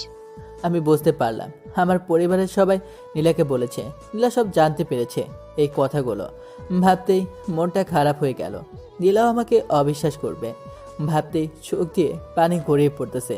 নীলা ঝাঁকিয়ে বলল, এই কান্না করতেছিস কেন? আর এত বড় ঘটনা ঘটে গেছে, আমাকে ফোন জানাবি না তুই? আমি আর কি বা জানাবো, যেখানে নিজের বাবা মা ভাই আপু কেউই বিশ্বাস করলো না। তোকে বলে তুইও বিশ্বাস করবি না। আমার কথা শুনে নীলা রাগে আমার গালে ঠাস ঠাস করে চড় মারলো। আমি নীলার হাতে চড় খেয়ে অবাক হয়ে তাকিয়ে আছি। নীলা আমাকে মারতে পারলো? আমি গালে হাত দিয়ে আছি। তখন নীলা রেগে আমার কলার ধরে বলল, এই তুই বেশি বুঝিস। আমি ওদের মতো তোকে অবিশ্বাস করব? আমার ভালোবাসা এত সস্তা না। আর তুই নির্দোষ, সেটা আমি তোর বাবা মার ভুল ভাঙিয়ে দিয়েছি। আমি কিছুই বুঝলাম না, বুঝিয়ে বল। বলছি। নীলা আমাকে প্রথম থেকে সব খুলে বলল। আমি তো শুনে অবাক। আমি অবাক চোখে বললাম, কি তুই আমার রুমে ক্যামেরাও লাগিয়েছিস? লাগিয়েছিলাম। আর না হলে তোকে নির্দোষ প্রমাণ কিভাবে করতাম? আর আমি তোর উপরে ওই ক্যামেরার মাধ্যমে নজর রাখতাম। ও ভালো। আর শোন, তোর আব্বু আম্মু ভুল বুঝেছে, তাদের কাছে ফিরে যা। না, আমি তাদের কাছে আর ফিরবো না। যে মা বাবা তার নিজের সন্তানকে অবিশ্বাস করে। প্লিজ, তারা কষ্ট পাচ্ছে। তুই এই বিষয়ে আর না বললে ভালো হয়। আচ্ছা, আর বলবো না। আমি নীলার হাত ধরে সোফায় বসে গল্প করলাম। হঠাৎ দেখলাম স্যার আর আন্টি আমাদের সামনে আসলো। আমি নীলার হাত ছেড়ে দিয়ে উঠে দাঁড়ালাম। নীলাও দাঁড়ালো। স্যার বলল, হোসেন উঠে দাঁড়াচ্ছ কেন? বসে পড়ো। আরে স্যার, সমস্যা নেই। আর শোনো, তুমি আজ থেকে আমাকে স্যার বলে ডাকবে না, আঙ্কেল বলে ডাকবে। আচ্ছা আঙ্কেল আর আন্টি। নীলা আপনাদের কে হয়? ও, এই বিষয়। নীলা আমাদের মেয়ে হয়, আর তুমি তো নীলাকে প্রচণ্ড ভালোবাসো, তাই না? আঙ্কেল। আর শোনো, তুমি আমার মেয়েকে সুখে রাখবা সবসময়। আচ্ছা আঙ্কেল। আব্বু আম্মু, হোসেন কিন্তু আজ থেকে আমাদের বাসায় থাকবে। আচ্ছা মামনি, যতদিন থাকবে থাকুক। আঙ্কেল আর আন্টি, আমি কারোর করোনা চাই না, আমি আপনাদের হাতের কাছে সাহায্য করব। আচ্ছা, সমস্যা নাই, কইরো সাহায্য। আমরা কিছুক্ষণ গল্প করলাম, তারপর নীলা আমাকে একটা রুম দেখিয়ে দিল। সেখানে নীলা আমার নতুন কাপড় চোপড় সাজিয়ে গুছিয়ে রেখে গেল। আমি বিছানায় বসে পড়লাম। আমি যে রুমে থাকতেছি তার সামনে 2 রুম পর নীলার রুম। আমি কিছুক্ষণ ভাবলাম, নীলা আজ আমার পরিবারের মানুষদের ভুল ভাঙিয়ে দিয়েছে, কিন্তু আমি তাদের কাছে যাব না। আম্মু আমাকে কসম দিয়েছে। এই কথাগুলো ভাবতে ভাবতে ঘুমিয়ে পড়লাম। এইভাবে বিকাল হয়ে গেল, আমি ঘুমিয়ে রয়েছি। হঠাৎ কে যেন আমাকে ডাকতে শুরু করলো। আমি ঘুম ঘুম চোখে তাকালাম, দেখলাম নীলা ডাকতেছে। আমি বিছানায় উঠে বসলাম। আমি বললাম, বল জান, ডাকতেছিস কেন? তুই একটু নিচে আয়। কি জন্য নীলা? নিচে গেলেই দেখতে পাবি, এখন আয়। আমি বিছানা থেকে উঠে নিচে গেলাম নীলার সাথে। আমি নিচে গিয়ে অবাক হয়ে তাকালাম। নিচে আব্বু আম্মু ভাইয়া আপু সহ সবাই রয়েছে। আমি ভাবলাম, আব্বু আম্মু খবর পাইলো কিভাবে? মনে হয় নীলা বলেছে। আমি নীলার সাথে নিচে চলে আসলাম। সবাই আমার দিকে তাকালো। আম্মু দৌড়ে আমার কাছে এসে বলল, আপু, তুই আমাকে ক্ষমা করে দে, আমি তোর কথা বিশ্বাস করিনি। আরে ম্যাডাম, আপনি আমার কাছে ক্ষমা চাচ্ছেন কেন? আমার মুখে আম্মুকে ম্যাডাম ডাক শুনে সবাই হা করে তাকিয়ে আছে। আম্মু আমাকে বলল, প্লিজ বাবা, আমাকে মাফ করে দে, আমি যে তোকে অবিশ্বাস করে ভুল করেছি। আমার কাছে মাপ চাওয়ার দরকার নাই, আমি তো আপনাদের মিনতি করেছি। আম্মু, আমি এরকম জঘন্যতম কাজ করিনি। তখন আপনি বলেছিলেন আমার সন্তান মরে গেছে, আর আপনাকে নিলাম ভিডিও না দেখালে আমাকে তো বিশ্বাসই করতেন না। প্লিজ হোসেন, আমাদের ভুল হয়েছে, তুই আমাদের সাথে বাসায় ফিরে চল। না, আমি যেতে পারবো না, আর আপনারা এখান থেকে চলে যান। এভাবে আব্বু আম্মু আমাকে অনেক বোঝালো, কিন্তু আমি মানা করেছি। আমি আর সহ্য করতে না পেরে সেখান থেকে চলে আসলাম রুমে। অন্যদিকে আম্মু কান্না করে আব্বুকে বলছে, দেখলে গো, আমার সন্তান আমার সাথেই কথাই বলছে না, সে চলে গেল। আমি কি জন্য একটা মেয়ের মিথ্যা অভিনয় দেখে আমার সন্তানকে এত অবিশ্বাস করলাম। আমার এখন বেঁচে থাকতে ইচ্ছে করতেছে না। আম্মুর কথা শুনে নীলা রেগে বলল, আন্টি, আপনি কিন্তু মরার কথা বললে আমার থেকে খারাপ আর কেউ হবে না। কি করবো মামুনি বলো, আমার সন্তান আমার সাথে কথাই বলছে না, অভিমান জমে থাকার কারণে।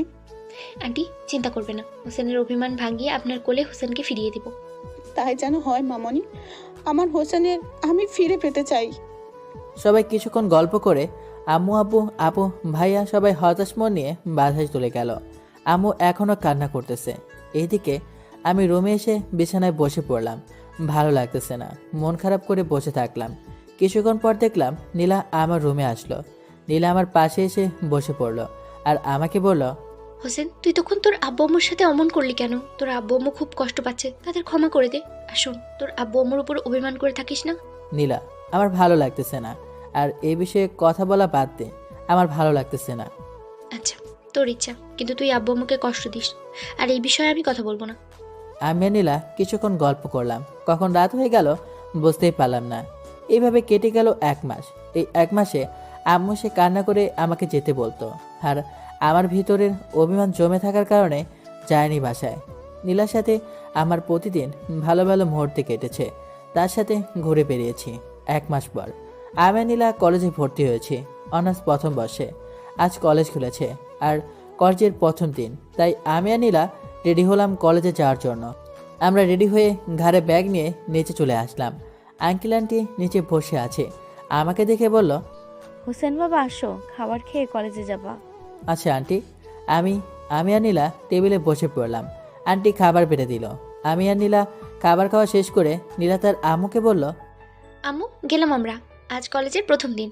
মামনি, তুমি গাড়ি নিয়ে যাও, কলেজে 2 জনেরই সুবিধা হবে। আচ্ছা আব্বু। আঙ্কেল তাহলে গেলাম। আচ্ছা যাও হোসেন। আমি নীলার ব্যাগ নিয়ে চলে আসলাম বাইরে। এসে আমরা দুজন গাড়িতে চললাম। ড্রাইভার আঙ্কেল গাড়ি চালাতে শুরু করলো। নীলা আমাকে বলল, হোসেন, কলেজে গিয়ে তোর আব্বু আম্মুর সাথে ভালোভাবে কথা বলবি। আচ্ছা ঠিক আছে। আমরা কিছুক্ষণের মধ্যে কলেজে পৌঁছে গেলাম। আসলে আমরা যেই কলেজে পড়তাম সেই কলেজেই আবার আমরা ভর্তি হয়েছি। আমি নীলার গাড়ি থেকে নেমে হাঁটতে লাগলাম। হঠাৎ কোথা থেকে আপু আসলো, আমাদের সামনে এসে বলল, ভাইয়া কেমন আছিস? চুপ করে আছি আমি। কিরে ভাই, আমার সাথে কথা বলছিস না কেন? এত রাগ অভিমান ভালো না, প্লিজ আগের মতো হয়ে যা। আর কেমন আছিস? এই তো ভালো আছি। নীলা চল তো, ভালো লাগতেছে না। আমি আপুকে আর কোনো কথা বলতে না দিয়ে নীলাকে নিয়ে রুমে চলে আসলাম। আর আপু মন খারাপ করে তার রুমে চলে গেল। আমি আর নীলা ক্লাসে আসতে কে যেন ডাক দিল আবার, তাই পেছনে তাকালাম। দেখলাম রায়মান, রবি, নাহিদ তারা আমাদের কাছে চলে আসলো। আমরা সবাই কিছুক্ষণ আড্ডা দিলাম। ক্লাস শুরু হওয়ার ঘন্টা বাজলো, তাই আমরা সবাই মিলে ক্লাসে চলে আসলাম। আমি আর নীলা একসাথে বেঞ্চে বসে পড়লাম, আর পেছনের বন্ধুরা বসে পড়ল। কিছুক্ষণ পর স্যার ক্লাসে ঢুকে পড়ল। দেখলাম যিনি ক্লাস করাতে এসেছেন আমাদের, তিনি আমার বড় ভাই। আমরা সবাই উঠে সালাম দিলাম। ভাইয়া সবাইকে বসতে পড়ল। আমরা সবাই বসে পড়লাম। সবার সাথে পরিচিত হয়ে নিল, আমারও পরিচয় নিল। অন্যদিকে তাকে পরিচয় দিয়েছি। ভাইয়া সেটা বুঝতে পেরেছে। এইভাবে ভাইয়ার ক্লাস শেষ হলো। এভাবে সব ক্লাস শেষ করলাম। লাস্টের ক্লাসে আম্মু এসেছিল, আমাদের ইংরেজি তিনিই করান। আম্মু একইভাবে সবার পরিচয় নিয়েছে। আমি অন্যদিকে তাকে পরিচয় দিয়েছি। এতে আম্মু মন খারাপ করেছে, এতে আমার করার কিছুই নাই। এভাবে আমরা সব ক্লাস শেষ করে বের হলাম। ছুটি দিল কলেজ। আমরা সবাই বের হয়ে আমরা হাঁটতেছি, তখন কেউ যেন আমাকে ডাক দিল। দেখলাম আম্মু ডাক দিছে। আমার কাছে এসে কান্না স্বরে বলল, আব্বু প্লিজ আমায় ক্ষমা করে দে, আর বাসায় চলো। আব্বু তোকে ছাড়া আমার খুব কষ্ট হচ্ছে। আমি আগে বলেছি, এইবারও বলছি, আমি যাব না। আর পরবর্তীতে বাসার কথা বলে আমি এই কলেজে পড়াশোনা বাদ দিয়ে অন্য কলেজে ভর্তি হব। প্লিজ বাবা, হ্যাঁ এমন করিস না। আমি তোকে আর বাসায় যাওয়ার কথা বলবো না, আসবো না। তাও তুই এখান থেকে কোথাও যাস না প্লিজ। আমি ওখান থেকে চলে আসলাম। আম্মু দাঁড়িয়ে থেকে কান্না করতেছে আর মনে মনে বলছে, আমি কি আমার সন্তানকে ফিরে পাবো না?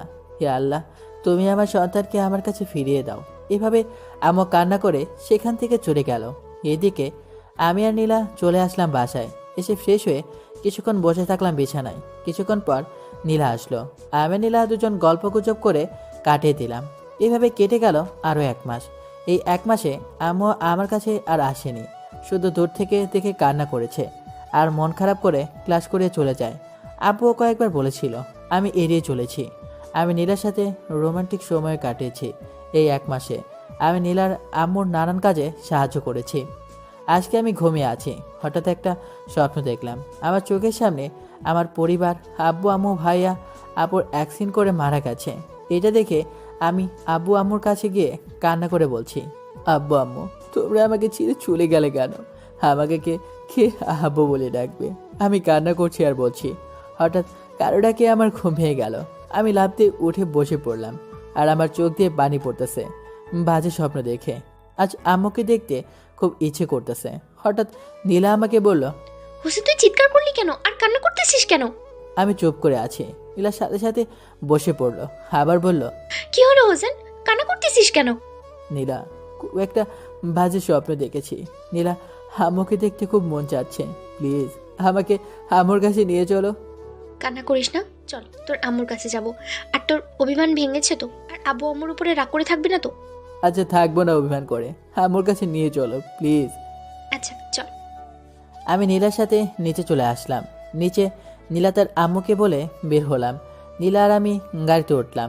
গাড়ি চলতে শুরু করলো আর আমার ভেতর অস্থিরতা কাজ করতেছে। আম্মুর কথা খুব মনে পড়তেছে।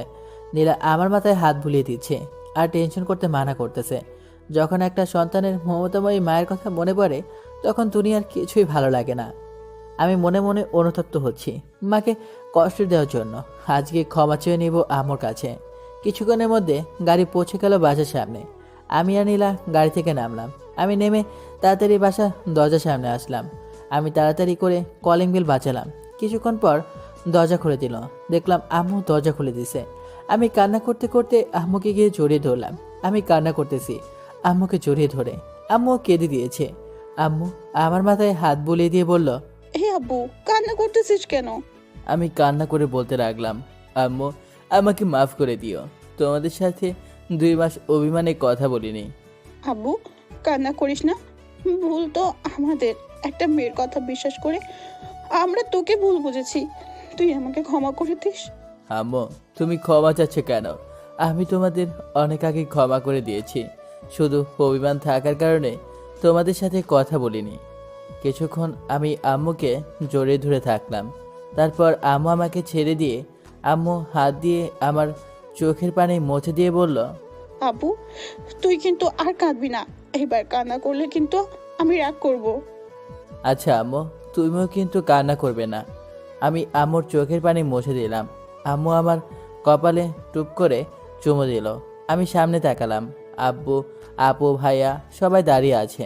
তাদের চোখ থেকে পানি পড়তেছে। আব্বু আমাকে বলল, তোদের মা ছেলের ভালোবাসা শেষ হলে এখন আমার কাছে আয়। আমি সাথে সাথে আব্বুকে জড়িয়ে ধরলাম। আব্বু আমার মাথায় হাত বুলিয়ে দিল। আব্বুকে ছেড়ে ভাইয়াকে জড়িয়ে ধরলাম, তারপর আপুকেও। আম্মু বলল, আব্বু, তুমি এখনো কিছু খাওনি? চলো সবাই আজ একসাথে খাবার খাবো।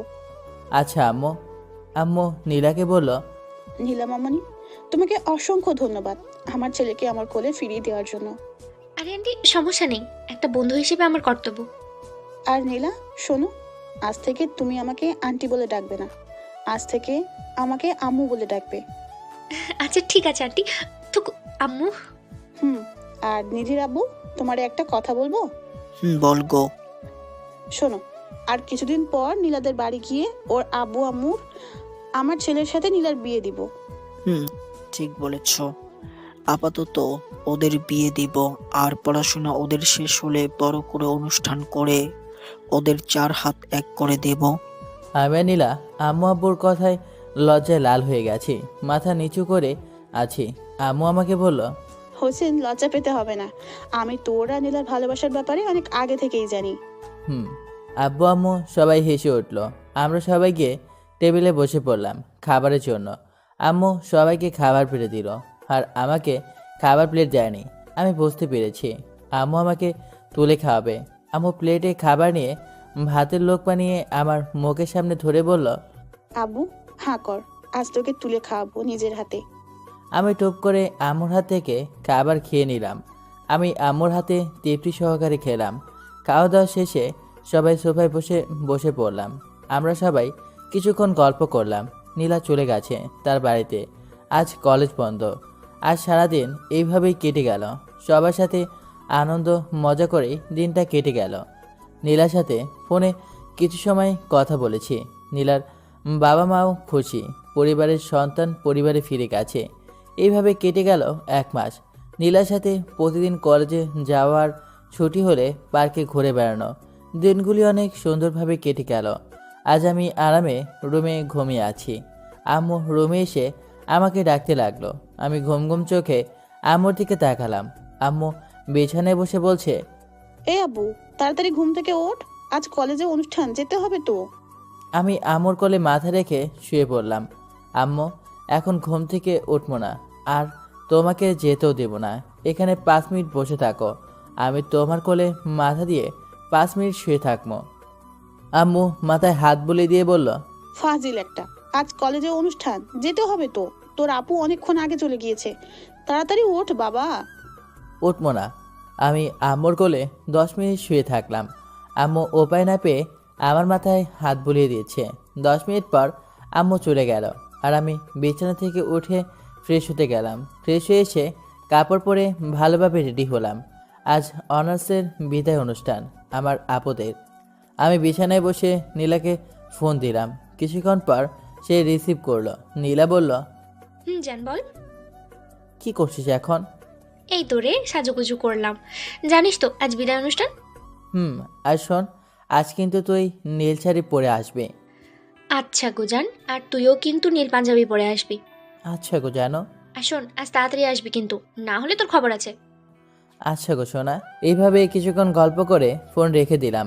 আমি আলমারিতে গিয়ে দরজা খুলে আমার প্রিয় নীল পাঞ্জাবি পরলাম, আর আয়নায় গিয়ে চুল ঠিক করলাম, সুগন্ধি দিলাম পাঞ্জাবিতে। আমি রুম থেকে বের হয়ে চলে আসলাম নিচে। আম্মু ভাইয়া রেডি হয়ে বসে আছে, আর আব্বু মনে হয় অনুষ্ঠানের জন্য আগেই বাসা থেকে বের হয়ে গিয়েছে। আমি নিচে আসলাম, এসে বসে পড়লাম। আম্মু ভাইয়া আমার দিকে হা করে তাকিয়ে আছে। এটা দেখে আমার লজ্জা করতেছে। আমি আম্মুকে বললাম, হে আম্মু, আমার দিকে হা করে তাকিয়ে আছো কেন? আম্মু ভাইয়া স্বাভাবিক হয়ে বলল, আমার সোনা ছেলেটাকে আজ পাঞ্জাবিতে হিরো লাগতেছে। আম্মু ঠিক বলেছে। আজ হুসাইনের দিকে নীলা তো হা করে তাকিয়ে থাকবে। ঠিক বলেছিস, আজ আমার ছেলেটাকে কিউট লাগতেছে। এ আম্মু, আমার লজ্জা করতেছে আর ক্ষুধা লাগতেছে, খেতে দাও। আচ্ছা দিচ্ছি আব্বু। আম্মু আমাকে আর ভাইয়াকে খেতে দিল। আমরা তিনজন খাবার খেয়ে নিলাম। খাওয়া দাওয়া শেষ করে আমি, আম্মু, ভাইয়া গাড়ি নিয়ে কলেজের উদ্দেশ্যে রওনা দিলাম। কিছুক্ষণের মধ্যেই কলেজে পৌঁছে গেলাম গাড়ি নিয়ে। আমরা গাড়ি থেকে নেমে পড়লাম। আম্মু ভাইয়া তারা চলে গেল। আমি কলেজে ঢুকলাম, দেখলাম নাহিদ, রায়মান আর রবি দাঁড়িয়ে আছে। আমি তাদের কাছে গেলাম। নাহিদ আমারে দেখে বলল, রবি, রাইমান, দেখ দেখ আমাদের হিরো আসছে। ঠিক বলেছিস, নীল পাঞ্জাবি পরি হিরো আইসি। আজ মনে হয় কলেজের মেয়েরা হোসেনের দিকে হা করে তাকিয়ে থাকবি। আশেপাশে দেখ, মেয়েরা হোসেনের দিকে হা করে তাকিয়ে আছে। আমি আশেপাশে তাকিয়ে দেখলাম সবাই হা করে আছে। আমি ওদের বললাম, হেই তোরা থাম, আর আমার নামে প্রশংসা করতে হবে না। আমি কিছুক্ষণ দাঁড়িয়ে থেকে গল্প শুরু করলাম। আমার চোখ জোড়া আশেপাশে একজনকে খুঁজতেছে। এটা দেখে রবি বলল, দোস্ত, কাকে খুঁজছিস? ভাবিকে নাকি? কোথায় তো তাকে দেখতে পাচ্ছি না। এখনো আসেনি, আসবি, একটু ওয়েট কর। আমরা কিছুক্ষণ গল্প করতে থাকলাম। আমার চোখ কলেজের গেটে আটকে গেল। আমি হাঁ করে তাকিয়ে আছি। আমি কাকে দেখছি? সে আর কেউ না, আমার ভালোবাসার মানুষ নীলা। নীলাকে দেখে আজকে আবার ক্লাস খেলাম। নীলার পরনে নীল শাড়ি, হাতে চুড়ি মনে হচ্ছে। আকাশ থেকে পরি নেমে এসেছে। আমি হাঁ হয়ে তাকিয়ে আছি। নীলা কখন যে আমার সামনে এসে দাঁড়িয়ে আছে বুঝতেই পারিনি। নীলা হাতের চুড়ি বাজিয়ে বলল, এভাবে হা করে দেখতেছিস কেন? আমি নীলার কথা শুনে স্বাভাবিক হয়ে বললাম, সামনে নীলপরি আসছে, তাই হা করে থাকবো না তো কি করব? তোকে কি কম সুন্দর লাগতেছে? তোকে দেখে তো আমি ফিদা হয়ে গেছি। মাঝখান থেকে রবি বলে উঠল, থাম থাম, তোরা পার্কে গিয়ে প্রেম করিস? হুস হারামি, কথার মাঝে বাহাত ঢুকিয়ে দিলি। সবাই হেসে উঠল। আমরা সবাই কিছুক্ষণ গল্প করলাম। তারপর মাইকে সবাইকে বসতে পড়ল। আমরা সবাই গিয়ে বসে পড়লাম চেয়ারে। নীলা আমার পাশে বসে পড়ল। আম্মু, আব্বু, ভাইয়া আর স্যাররা, ম্যাডামেরা সবাই স্টেজে বসে আছে। কিছুক্ষণের মধ্যে অনুষ্ঠান শুরু হয়ে গেল। আশেপাশে ছাত্রছাত্রীরা বসে আছে আর অপর ব্রেচের আপুরা সামনে বসে আছে। তাদের অভিভাবকেরাও আসে। আমি সামনে নতুন একজনকে দেখলাম বসে আছে, মনে হয় আমাদের কলেজের নতুন সভাপতি। আব্বুর থেকে শুনেছিলাম। অনুষ্ঠান শুরু হয়ে গেল। আমি নীলা বসে থেকে গল্প করছি আর অনুষ্ঠান দেখছি। বড় আপু আর বড় ভাইয়ারা সবাই স্টেজে একে একে বক্তব্য দিয়ে গেল। এইভাবে অনুষ্ঠান বিকেল পর্যন্ত পেরিয়ে গেল। বড় আপু ভাইয়েরা সবাই নাস্তা পানি দিল, আমরা খেয়ে নিলাম। তারপর অনুষ্ঠান শুরু হলো। স্যার ম্যাডামরা সবাই বড় আপু আর বড় ভাইদের বিদায় দিল। অনুষ্ঠান শেষ হয়ে গেল। আমরা সবাই চেয়ার থেকে উঠে গেলাম। উঠে যেতেই দেখলাম কে যেন এসে সভাপতি স্যারকে এলোপাথারিভাবে মারতেছে। এটা দেখে সবাই তড়িঘড়ি করে ভিড় করতে লাগলো। আমরাও গেলাম। আমরা সবাই অবাক হয়ে তাকিয়ে আছি।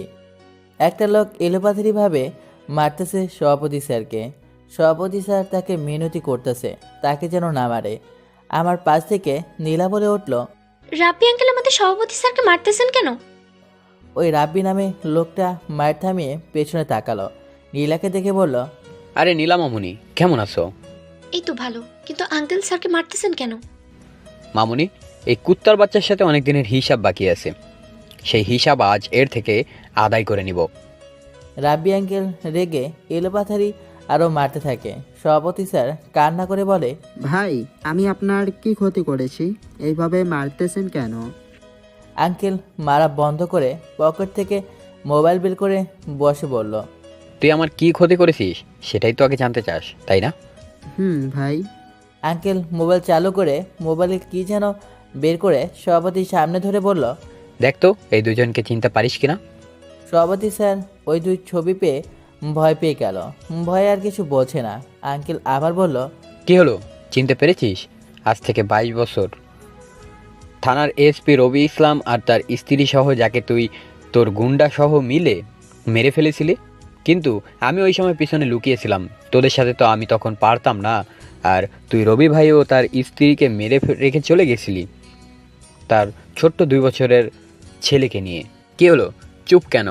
আর তুই জানিস তখন রবি ইসলাম আর তার স্ত্রী মারা যায়নি, আল্লাহর রহমতে তারা বেঁচে গিয়েছে। আমি তাদের দুজনকে হাসপাতালে ভর্তি করিয়েছিলাম এবং চিকিৎসা করিয়েছিলাম। আল্লাহর রহমতে তারা সুস্থ হয়ে গিয়েছে।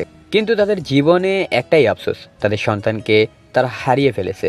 আর আমি তাদের আত্মবিশ্বাস দিয়ে মনোবল জুগিয়ে রেখেছিলাম। তাদের 4 বছর অনেক কষ্টে কেটেছিল।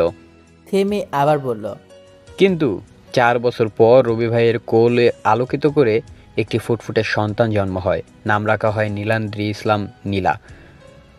আজ তারা নীলাকে নিয়েই সুখে আছে। আর আমি কিছুক্ষণ আগে যে মামনির সাথে কথা বললাম, সে আমার ভাই রবি ইসলামের একমাত্র মেয়ে নীলাদ্রি ইসলাম নীলা। আমি আর নীলা শুনে অবাক। নীলাও হা করে তাকিয়ে আছে। সে ভাবতেছে আমার একটা বড় ভাই ছিল। সভাপতি স্যার ভয় বলল, ভাই আমার ভুল হয়ে গেছে, মাফ করে দেন। তখন টাকার নেশায় আমি অনেক অন্যায় করেছি মানুষের উপর। না, তোকে আমি মাফ করব না, কিন্তু তোকে এক শর্তে মাফ করব। যদি তার সঠিক উত্তর দিলে ভালো, না হলে তোরে আজকে খুন করে ফেলবো। আচ্ছা বলেন ভাই। রাব্বি ভাইয়ের সন্তান রাশেদ কোথায়? তাকে কোথায় নিয়ে রেখেছিলি? ঠিকানা দে। রাব্বি ভাইয়ের সন্তানকে আমি তাদের কাছে ফিরিয়ে দিব। ভাই আমি তার সন্তানকে ডাস্টবিনে ফেলে দিয়ে এসেছিলাম। কোথা থেকে নীলার আব্বু এসে বলল, কি বললি তুই? আমার সন্তানকে ডাস্টবিনে ফেলে দিয়েছিস? তোরে আজকে। নীলার আব্বু রেগে এসে সভাপতি স্যারকে এলোপাথারি লাথি মেরে রক্তাক্ত করে ফেলল। সভাপতি মায়ের চোটে অজ্ঞান হয়ে গেছে। পুলিশ এসে সভাপতিকে অজ্ঞান অবস্থায় থানায় নিয়ে গেল। আস্তে আস্তে সব ছাত্রছাত্রী চলে গেল। আমি আর আমার বন্ধুরা, আব্বু আম্মু, ভাইয়া আপু দাঁড়িয়ে আছে। নীলা দৌড়ে গিয়ে তার আব্বুকে জড়িয়ে ধরল। নীলা কান্না করে বলল, আব্বু, আমার বড় ভাইও ছিল। হ্যাঁ মামনি, তোর ভাই ছিল, কিন্তু তোর এই হতভাগা বাবা নিজের সন্তানকে রক্ষা করতে পারেনি। এভাবে কিছুক্ষণ কেটে গেল। আর আমি আর নীলাও আমার বন্ধুদের বিদায় দিয়ে আব্বু আম্মু, ভাইয়া আবু সহ সবাই বাসায় চলে আসলাম। আমরা বাসায় এসে পড়লাম। আমি রুমে ফ্রেশ হতে গেলাম। ফ্রেশ হয়ে এসে বিছানায় বসে নীলাকে ফোন দিলাম।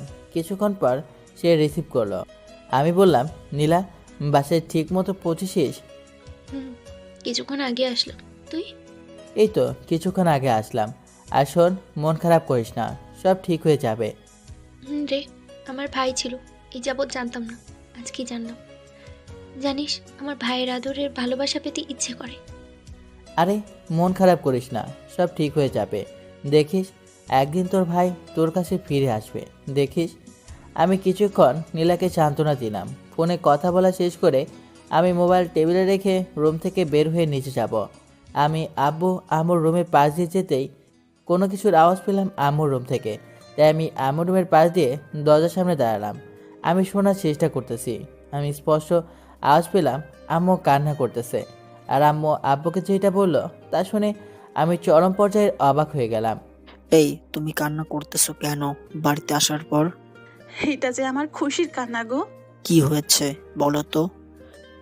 বলছি, তখন ওই সভাপতিকে মোবাইলে রাপি নামে একটা লোক পিক দেখাইছিল না, তখন আমি সামনে ছিলাম আর মোবাইলে একটা ছোট্ট বাচ্চার পিক দেখে অবাক হয়ে গেছি। কার ছবি দেখছো মোবাইলে, আর কান্না করার কারণটা কি? ওই মোবাইলে পিকটা ছিল রাসেলের ছোট কালের পিক। কি? ওই পিক রাসেলের ছোট কালের? গো। আর আমি পরে যখন ওই লোকের মুখ থেকে শুনলাম নীলার বড় ভাই হারিয়ে গেছে, তখনও শিওর হয়েছি রাসেল হচ্ছে নীলার হারিয়ে যাওয়া বড় ভাই। ও, তাহলে ভালোই হয়েছে। আমরা সেই 22 বছর আগে রাসেলকে কুড়িয়ে পেয়েছিলাম ডাস্টবিনের ধারে। রাসেলের মাধ্যমে আমি মাতৃত্বের স্বাদ গ্রহণ করেছি। আজ রাসেলকে আমি নীলার বাবা মার কাছে ফিরিয়ে দিব। তারা তো তাদের সন্তানের জন্য কষ্ট পাচ্ছে হারিয়ে ফেলার কারণে। ঠিক বলেছ গো বউ, তাদের কাছে রাসেলকে ফিরিয়ে দেব। আমি তো ভেতর থেকে আব্বু আম্মুর কথোপকথন শুনে অবাক হয়ে আছি। আমি ভাবছি রাসেল আমার ভাই নয়, নীলার বড় ভাই। আর যাই হোক, আমার অন্তরে আমার বড় ভাই রাসেল আজীবন বড় ভাই হিসেবে থাকবে। আমি এই কথাগুলো ভাবতে ভাবতে হাত লেগে দরজা খুলে গেল। আম্মু দরজা খোলার শব্দ পেয়ে বলল, কে ওখানে? আম্মুর কথা শুনে হুঁশ পেল। আমি আর না পালিয়ে আম্মুর রুমে ঢুকে পড়লাম। আম্মু আমারে দেখে বলল, আব্বু ভিতরে আয়। আমি ভিতরে গিয়ে খুশিতে আম্মুকে জড়িয়ে ধরলাম। আম্মু বলল, কি হয়েছে আব্বু, আজ এত খুশি খুশি লাগছে কেন? আম্মু, আজ আমি তোমার মতো মা পেয়ে গর্বিত, যে মা কুড়িয়ে পাওয়া সন্তানকে নিজের ছেলের মতো আগলে রাখে। আজ আমি সে মাকে পেয়ে গর্বিত। আব্বু, তুই আমাদের সব কথা শুনেছিস তাই না? আম্মু, আব্বু, তুই কিন্তু রাসেলকে বলবি না। আর আজ সবাই মিলে নীলার বাসায় গিয়ে তার আব্বু আম্মুকে সারপ্রাইজ দিব। আমি ছেড়ে দিয়ে বললাম, মাম্মু ঠিক বলেছ। আজ নীলার আব্বু আম্মু তার হারিয়ে যাওয়া সন্তানকে ফিরে পাবে। নীলা তার বড় ভাইয়ের আদর স্নেহ থেকে আর বঞ্চিত হবে না। আব্বু ঠিক বলেছিস। আব্বু, তুই গিয়ে রেডি হয়ে নিচে যা, আমরা রেডি হয়ে নিচে আসতেছি। আচ্ছা আম্মু। আমি আম্মুর সাথে কিছুক্ষণ গল্প করে রুমে চলে আসলাম। এসে রেডি হয়ে নিলাম। রেডি হয়ে নিচে চলে আসলাম। ভাইয়া আপু বসে বসে গল্প করতেছে। আমি এসে তাদের পাশে বসে পড়লাম। ভাইয়া আমাকে দেখে বলল, হোসেন কোথাও যাবি নাকি? না ভাইয়া, এমনি। ও আচ্ছা। আমি মনে মনে ভাবছি, এখন ভাইয়াকে কিছু বলা যাবে না। আব্বা আম্মু এসেই বলবে কোথাও যাবে। আমি ভাইয়া আপুর সাথে কিছুক্ষণ আড্ডা দিলাম। আমি দেখলাম আব্বা আম্মু আসতেছে, তারাও রেডি হয়ে আসছে। আমাদের সামনে এসে ভাইয়া আপুকে বলল, রাসেল, আমরা সবাই নীলার বাসায় যাব একটা দরকারে, তোরা গিয়ে রেডি হয়ে আয়। কি জন্য যাবা আম্মু? হোসেনের বিয়ের ব্যাপারে যাবা নাকি? যাবো আব্বু। আচ্ছা আম্মু। ভাইয়া আপু গিয়ে রেডি হতে গেল তাদের রুমে। আম্মু আব্বু সবাই বসে পড়লো। আর আম্মু আমাকে বলল, আব্বু, তুই নীলাকে ফোন দিয়ে আমাকে দে তো, তাদেরও বলতে হবে আমরা তাদের বাসায় যাচ্ছি। আচ্ছা আম্মু। আমি মোবাইল বের করে নীলাকে ফোন দিলাম। কিছুক্ষণ পর নীলার ফোন রিসিভ করলো। আমি আম্মুকে ফোন দিলাম। আম্মু ফোন নিয়ে নীলাকে বলল, আসসালামু আলাইকুম মামনি, কেমন আছো? ওয়ালাইকুম আসসালাম। কে, আম্মু বলছো? মামনি, কেমন আছো তুমি? এই তো আম্মু, ভালো আছি। তুমি? এই তো মামনি, ভালো আছি। তা তোমার আব্বু বাসায় আছে কি? আম্মু আছে। কিছু বলবে আম্মু? দরকার ছিল। তোমার আব্বুরে ফোনটা দাও তো। আচ্ছা আম্মু, দিচ্ছি, একটু দেরি করুন। আচ্ছা মামনি। নীলা বিছানা থেকে উঠে ফোন নিয়ে রুম থেকে বের হয়ে তার আব্বু আম্মুর রুমে গেল। তার আব্বু আম্মু বিছানায় মনমরা হয়ে বসে আছে। তার আব্বু দেখে বলল, মামুনি কিছু বলবা? আপু, হোসেনের আম্মু ফোন দিয়েছে, তোমার সাথে কথা বলবে। আচ্ছা দাও মামুনি। নীলা তার আব্বুকে ফোন দিল। তার আব্বু ফোন নিয়ে আমার আম্মুকে বলল, আসসালামু আলাইকুম আপা, কেমন আছেন? আলহামদুলিল্লাহ ভাই, ভালো আছি। আপনারা কেমন আছেন? আল্লাহর রহমতে ভালো আছি আপা। ভাই, আমি আপনাদের বাসায় যাচ্ছি আমার ছেলের সাথে আপনার মেয়ের বিয়ের বিষয়ে। আচ্ছা ঠিক আছে আপা, আসেন, আমরা বাসায় আছি। আচ্ছা ভাই। আম্মু তারপর ফোন কেটে দিল। আমি আব্বু কিছুক্ষণ গল্প করলাম। কিছুক্ষণ পর ভাইয়া আপু রেডি হয়ে আসলো। আম্মু সোফা থেকে উঠে ভাইয়ের কাছে গিয়ে ভাইয়াকে জড়িয়ে ধরে আদর করে দিল আর কপালে চুমো দিল। ভাইয়া বলল, আম্মু তুমি এরকম করতেছো কেন? আমি কি আমার ছেলেকে আদর করতে পারি না? পারো। আমি কি না বলছি, পিতামাতা তো সন্তানকে আদর করতেই পারে। আমি বুঝতে পারলাম আজ আমার খুব মন খারাপ। ভাইয়াকে তাদের কাছে ফিরিয়ে দেবে। আব্বু বলল, তাহলে সবাই চলো নীলাদের বাসায় যাওয়া যাক। আমি আব্বু আম্মু ভাইয়া আপু সহ বাসা থেকে বের হয়ে গাড়িতে উঠে পড়লাম সবাই। কিছুক্ষণের মধ্যে নীলাদের বাসার উদ্দেশ্যে গাড়ি ছাড়লাম। সারা রাস্তা সবার সাথে গল্প করতে করতে আসলাম। আধা ঘন্টার মধ্যে নীলাদের বাসায় চলে আসলাম। আমরা সবাই গাড়ি থেকে নেমে পড়লাম। আমরা সবাই মিলে নীলাদের বাসার দরজার সামনে আসলাম। এসে আমি কলিং বেল বাজালাম। কিছুক্ষণ পর আন্টি এসে দরজা খুলে দিল। আমাদের সবাইকে দেখে আন্টি বলল, আপা, আপনার কেমন আছেন? আল্লাহর রহমতে ভালো আছি। আপনি কেমন আছেন ভাবি? আল্লাহর রহমত ভালো আছি। আপা, আপনারা বাইরে দাঁড়িয়ে আছেন কেন? ভেতরে আসেন। আচ্ছা ভাবি। আমি আব্বু আম্মু ভাইয়া আপু ভেতরে ঢুকে পড়লাম। আমি দেখলাম নীলা আর নীলার আব্বু সোফায় বসে আছে। নীলার আব্বু আমাদের দেখে বলল, আসছেন আপা, আপনারা সোফায় বসে পড়েন। আমরা সবাই বসে পড়লাম সোফায়। নীলার আব্বু নীলার আম্মুকে বলল, যাও গো, সবার জন্য নাস্তা আনো। আচ্ছা যাচ্ছি আনতে, একটু দেরি করো। ওকে। নীলার আম্মু নাস্তা বানাতে চলে গেল। আম্মু নীলাকে বলল, মামনি, আমার পাশে এসে বসে পড়ো। আচ্ছা আম্মু, বলতেছি। নীলা আম্মুর পাশে বসে পড়লো। আমরা সবাই কিছুক্ষণ গল্প করলাম। নীলা মনমরা হয়ে বসে আছে, সে কোনো কথা বলেনি। আব্বু এইটা বুঝতে পেরে বলল, মামুনি, কথা বলছো না কেন? কোনো বিষয় কি মন খারাপ? না আব্বু, এমনি ভালো লাগতেছে না। ও আচ্ছা। নীলা মনমরা হয়ে বসে আছে। আমারও মন খারাপ লাগতেছে, আর মন খারাপ দেখে নিজেরও ভালো লাগতেছে না। কিছুক্ষণ পর আন্টি নাস্তা নিয়ে আসলো আমাদের জন্য। নাস্তা আমাদের দিয়ে আন্টি বসে পড়লো। আমরা সবাই নাস্তা খেয়ে নিলাম। আমরা বসে আছি। আঙ্কেল বলল, ভাই বলেন, কি বলতে চাইছিলেন? বলছি, আসলে নীলার মামুনির সাথে হোসেনের বিয়ে দিতে চাই। নীলা মামুনিকে বিয়ে দিব। নীলার বয়সও হচ্ছে। আমি তো হা করে আছি। আম্মু যেই কথা বলতে আসে তার বদলে আমার আর নীলার বিয়ের কথা হচ্ছে। আমি বলে উঠলাম, আম্মু তোমাকে তো বলেছিলাম পড়াশোনা শেষ করে বিয়ে করব। তুই বিয়ের পরও পড়াশোনা করতে পারবি, তাই আমরা তোকে আর নীলাকে বিয়ে দিব। এই বিষয়ে আর কথা বলবি না কিন্তু। আচ্ছা, কি আর করার, আম্মুর সিদ্ধান্তের উপর আমি আর কথা বলতে পারবো না, তাই চুপ করে আছি। আম্মু বলে উঠল, আপা, আপনাদের আরেক প্রশ্ন জিজ্ঞাসা করব, কিছু যদি মনে না করতেন। আচ্ছা বলেন ভাবি। বলছি আপা, আপনাদের কি ছেলে সন্তান ছিল? ভাবি ছিল, কিন্তু আমরা এক দুর্ঘটনার ফলে হারিয়ে ফেলেছি। আরে আপা, কান্না করেন না, সব ঠিক হয়ে যাবে। কোন দিন আমার সন্তানকে কাছে ফিরে পাবো সেই আশা এখন আছি। আপা, আজ আপনাদের একটা বড় সারপ্রাইজ দিব, একটু দেরি করেন। আম্মু মোবাইল চালু করে গ্যালারি থেকে ভাইয়ের শিশুকালের ছবি বের করে আম্মু বলল, আপা দেখেন তো, এই ছবি চিনতে পারেন কিনা? কিসের ছবি ভাবি? আম্মু নীলার আম্মুর হাতে মোবাইল দিল। তার আম্মু মোবাইল নিয়ে ছবি দেখে তো অবাক, আর চোখ দিয়ে অনবরত পানি পড়তেছে। এটা দেখে আঙ্কেল বলল, কি হলো নীলার আম্মু, কান্না করছো কেন মোবাইল নিয়ে? নীলার আম্মু কান্না করতে করতে মোবাইল তার আব্বুর হাতে দিল।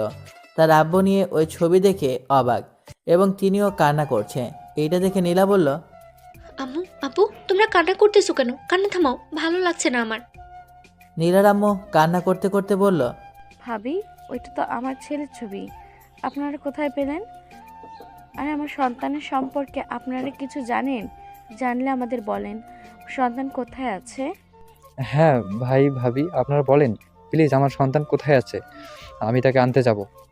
আরে আপনারা আগে শান্ত হন, আর আমি বলছি, আর কান্না না থামালে আমি বলবো না। আম্মুর কথা শুনে নীলার আম্মু কান্না থামালো। ভাবি বলেন প্লিজ। আম্মু আবার বলতে শুরু করলো, আপনার সন্তান আমাদের কাছেই আছে। নীলার আম্মু অবাক। নীলার আম্মু বলল, আপনাদের কাছে মানে? বুঝিয়ে বলেন প্লিজ, আর আমার সন্তান কোথায়? আমাদের কাছে আজ থেকে 22 বছর আগে আমি আর নিধির আব্বু দুইজন একে অপরকে ভালোবেসে বিয়ে করেছিলাম, পরিবারের সম্মতিতে। বিয়ে হওয়ার 2 বছর পর আমি নিধির আব্বুর উপর প্রেশার ক্রিয়েট করতাম, আমার একটা সন্তান চাই, কিন্তু সে দিতে পারতো না।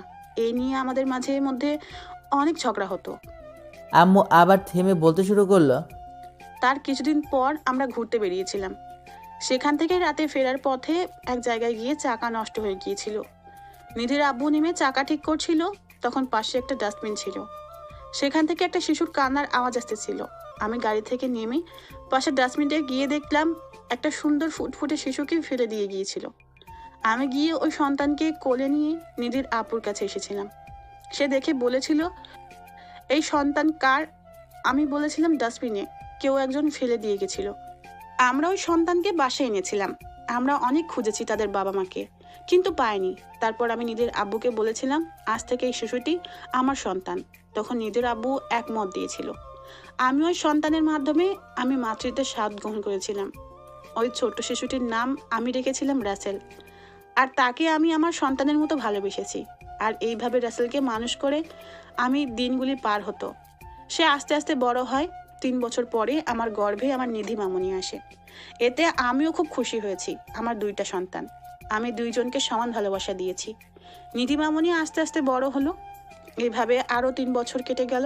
3 বছর আমার গর্ভে আর একটা সন্তান আসে, আমার ছোট ছেলে হোসেন। 3 সন্তানকে নিয়ে আমার সুখ কাটতে শুরু করলো।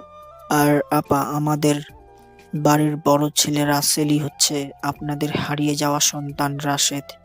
আব্বু আম্মুর কথা শুনে নীলার আব্বু আম্মু, নীলা, ভাইয়া আর আপু সবাই অবাক। নীলার আম্মু খুশিতে বলল, ওই রাসেলই আমার হারিয়ে যাওয়া সন্তান, রাশেদ। আপা। নীলার আম্মু খুশিতে রাসেল ভাইয়াকে জড়িয়ে ধরে সারা মুখে চুমো খেলো। নীলার আব্বু খুশিতে ভাইয়াকে জড়িয়ে ধরলো। তারা অনেক খুশি আস। নীলার আব্বু আম্মু ছেড়ে দিল রাসেল ভাইয়াকে, আর রাসেল ভাইয়া তো অবাক। রাসেল ভাইয়া বলল, আব্বু আম্মু তোমরা এসব কি বলছো? নীলার বাবা মা আমার আসল আব্বু আম্মু? আব্বু, আমরা তোকে কুড়িয়ে ফেলেছিলাম, কিন্তু আমি তোকে মায়া, মমতা, আদর, যত্নে গড়ে তুলেছি। আর তোর আসল বাবা মা ওনারা। কিন্তু আম্মু, আমি তোমাকেও আম্মু বলে ডাকবো, আর আসল আব্বু আম্মুকেও। আজ থেকে আমার দুই আম্মু, দুই আব্বু। নীলা মাথা নিচু করে বসে আছে, আর আজকে সে খুব খুশি।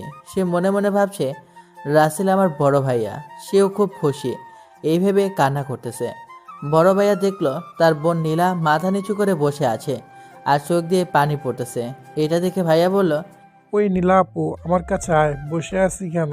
আর আম্মু দেখো, আমার ছোট পিচ্ছি বোনটা কান্না করতেছে। ওই মামুনি কান্না করা হয় না কিন্তু। নীলা তার ভাইয়ার কথা শুনে সোফা থেকে উঠে খুশিতে ভাইয়াকে জড়িয়ে ধরলো। ভাইয়া বলল, এই পাগলি, কাঁদছিস কেন? ভাইয়া, এটা যে খুশির কান্না, আমি আমার ভাইয়ের আদর ফিরে পেলাম। আর কাঁদবি না বলে দিলাম। আজ থেকে আমার দুই বোন, নিধি আর নীলা। নিধি, কি বলিস? ভাইয়া।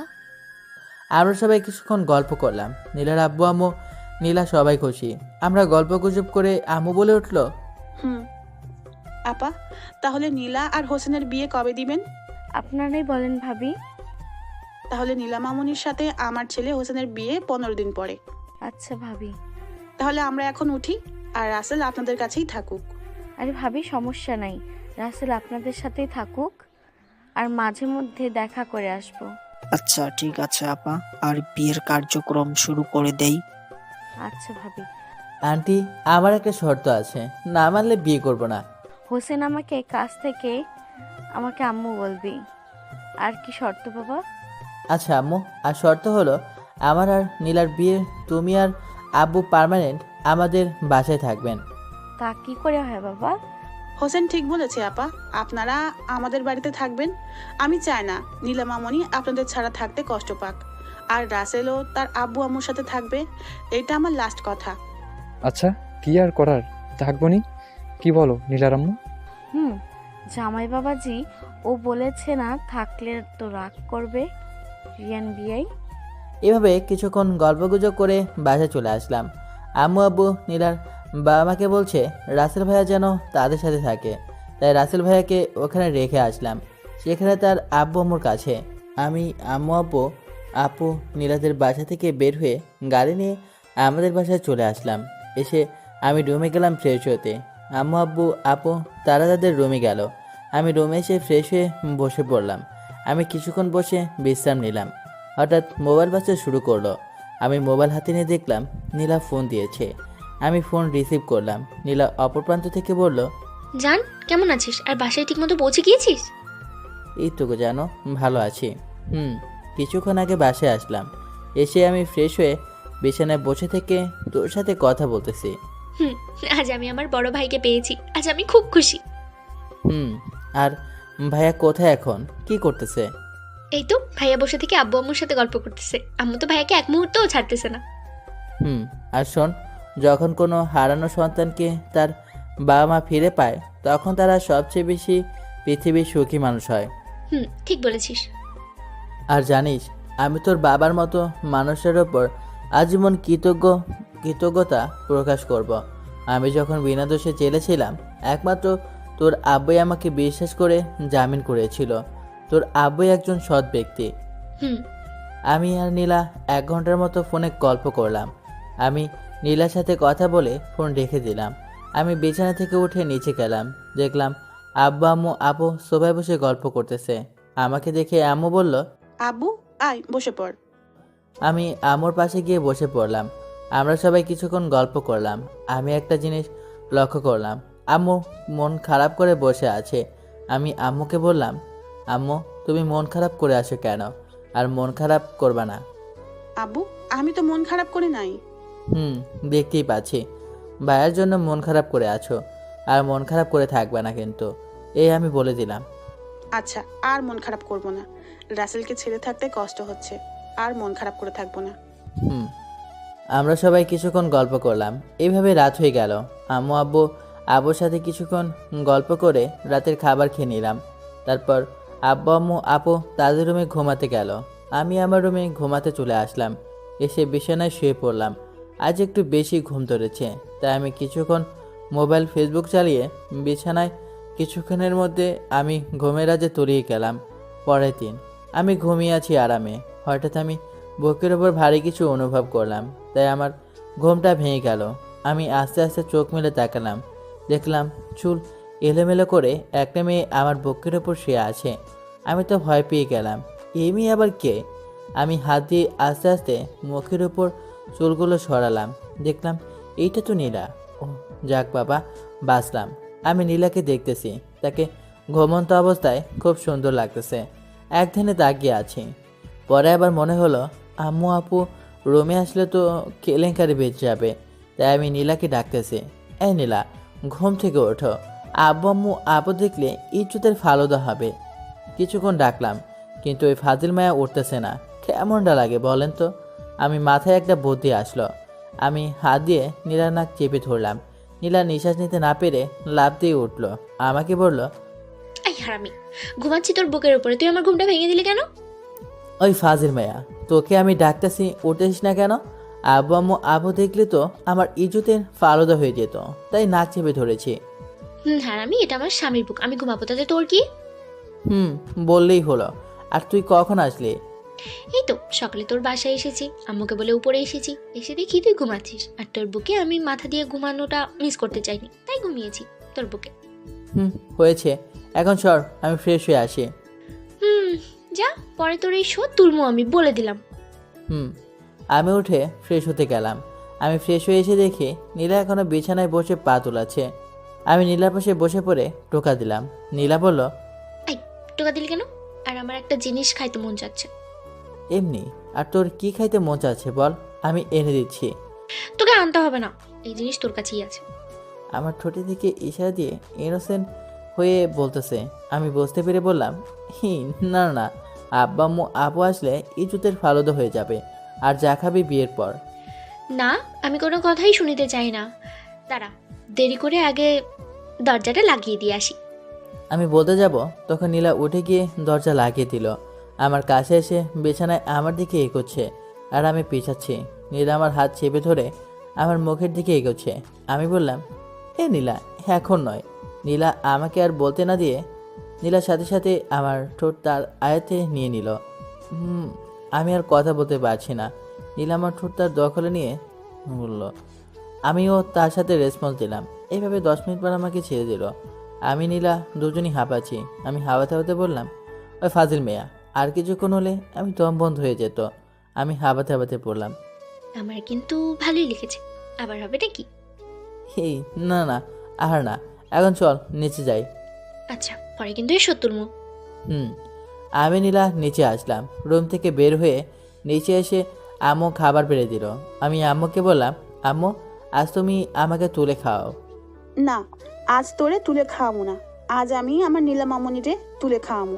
কি বলো মামনি, খাবা তো? আম্মু, আজ তোমার হাতেই তুলে খাবো। আইসে হুর, আজ আমাকে তুলে খাওয়ালো না। ভাইয়া, আব্বু আম্মু আপু সবাই হেসে দিল। আমরা সবাই খাবার খেয়ে নিলাম। আমি আব্বু আম্মু ভাইয়া সহ কলেজে আসলাম। আপু বাসায় আছে, তার ফাইনাল পরীক্ষা। আমি নীলা ক্লাসে আসলাম। ক্লাস করতে করতে বিকাল হয়ে গেল, কলেজ ছুটি দিল। আমি নীলা ক্লাস থেকে বের হয়ে আমার বন্ধুর সাথে আড্ডা দিলাম। আমি আর নীলা সারা বিকেল পার্কে ঘুরে বেড়ালাম। আমি সন্ধ্যায় নীলাকে বাসায় নামিয়ে দিয়ে আমি আমার বাসায় চলে আসলাম। আমি আব্বু আম্মু আপু ভাইয়ের সাথে গল্প গুজব করলাম।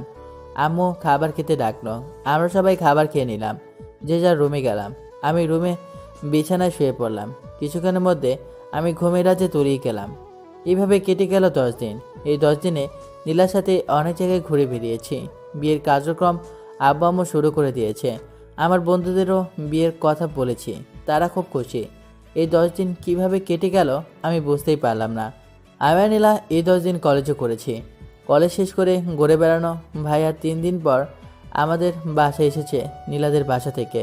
10 দিন পর আজ আমি ঘুমিয়ে আছি, হঠাৎ মোবাইলটা বেজে উঠল। আমার ঘুম ভেঙে গেল। আমি বিছানায় উঠে বসে মোবাইলের স্ক্রিনে নীলার নাম্বার ভেসে উঠেছে। আমি রিসিভ করলাম। আমি নীলাকে বললাম, বল নীলা। হোসেন, আজ তুই তাড়াতাড়ি আসবি কলেজে। আমার এক জায়গায় সব বন্ধু মিলে ঘুরতে যাব। আচ্ছা নীলা। আমি কিছুক্ষণ গল্প করে মোবাইল রেখে ফ্রেশ হতে গেলাম। ফ্রেশ হয়ে এসে কলেজের কাপড় পরে নিচে আসলাম।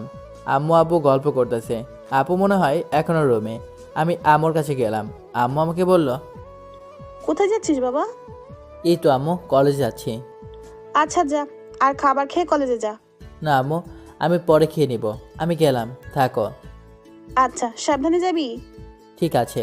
আমি বাসা থেকে বেরিয়ে নীলার বাসায় গেলাম। তাকে ওখান থেকে নিয়ে পার্কে ঘুরে বেড়ালাম। তারপর আমরা কলেজে গেলাম। এইভাবে আজ সারাদিন কেটে গেল। এইভাবে কেটে গেল 3 দিন। বিয়ের সময় আসলো।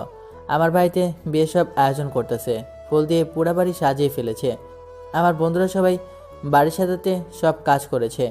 আব্বু আম্মু আপু তারাও সকল কাজ করছে। নীলাদের বাড়িতেও অনেক সুন্দরভাবে সাজিয়েছে। আজ বন্ধুদের সাথে আড্ডা দিয়ে সারাদিন কেটে গেল। আমার আম্মু আমার হাত থেকে মোবাইল কেড়ে নিয়েছে। এই 2 দিন নীলার সাথে কথা বলতে পারবো না।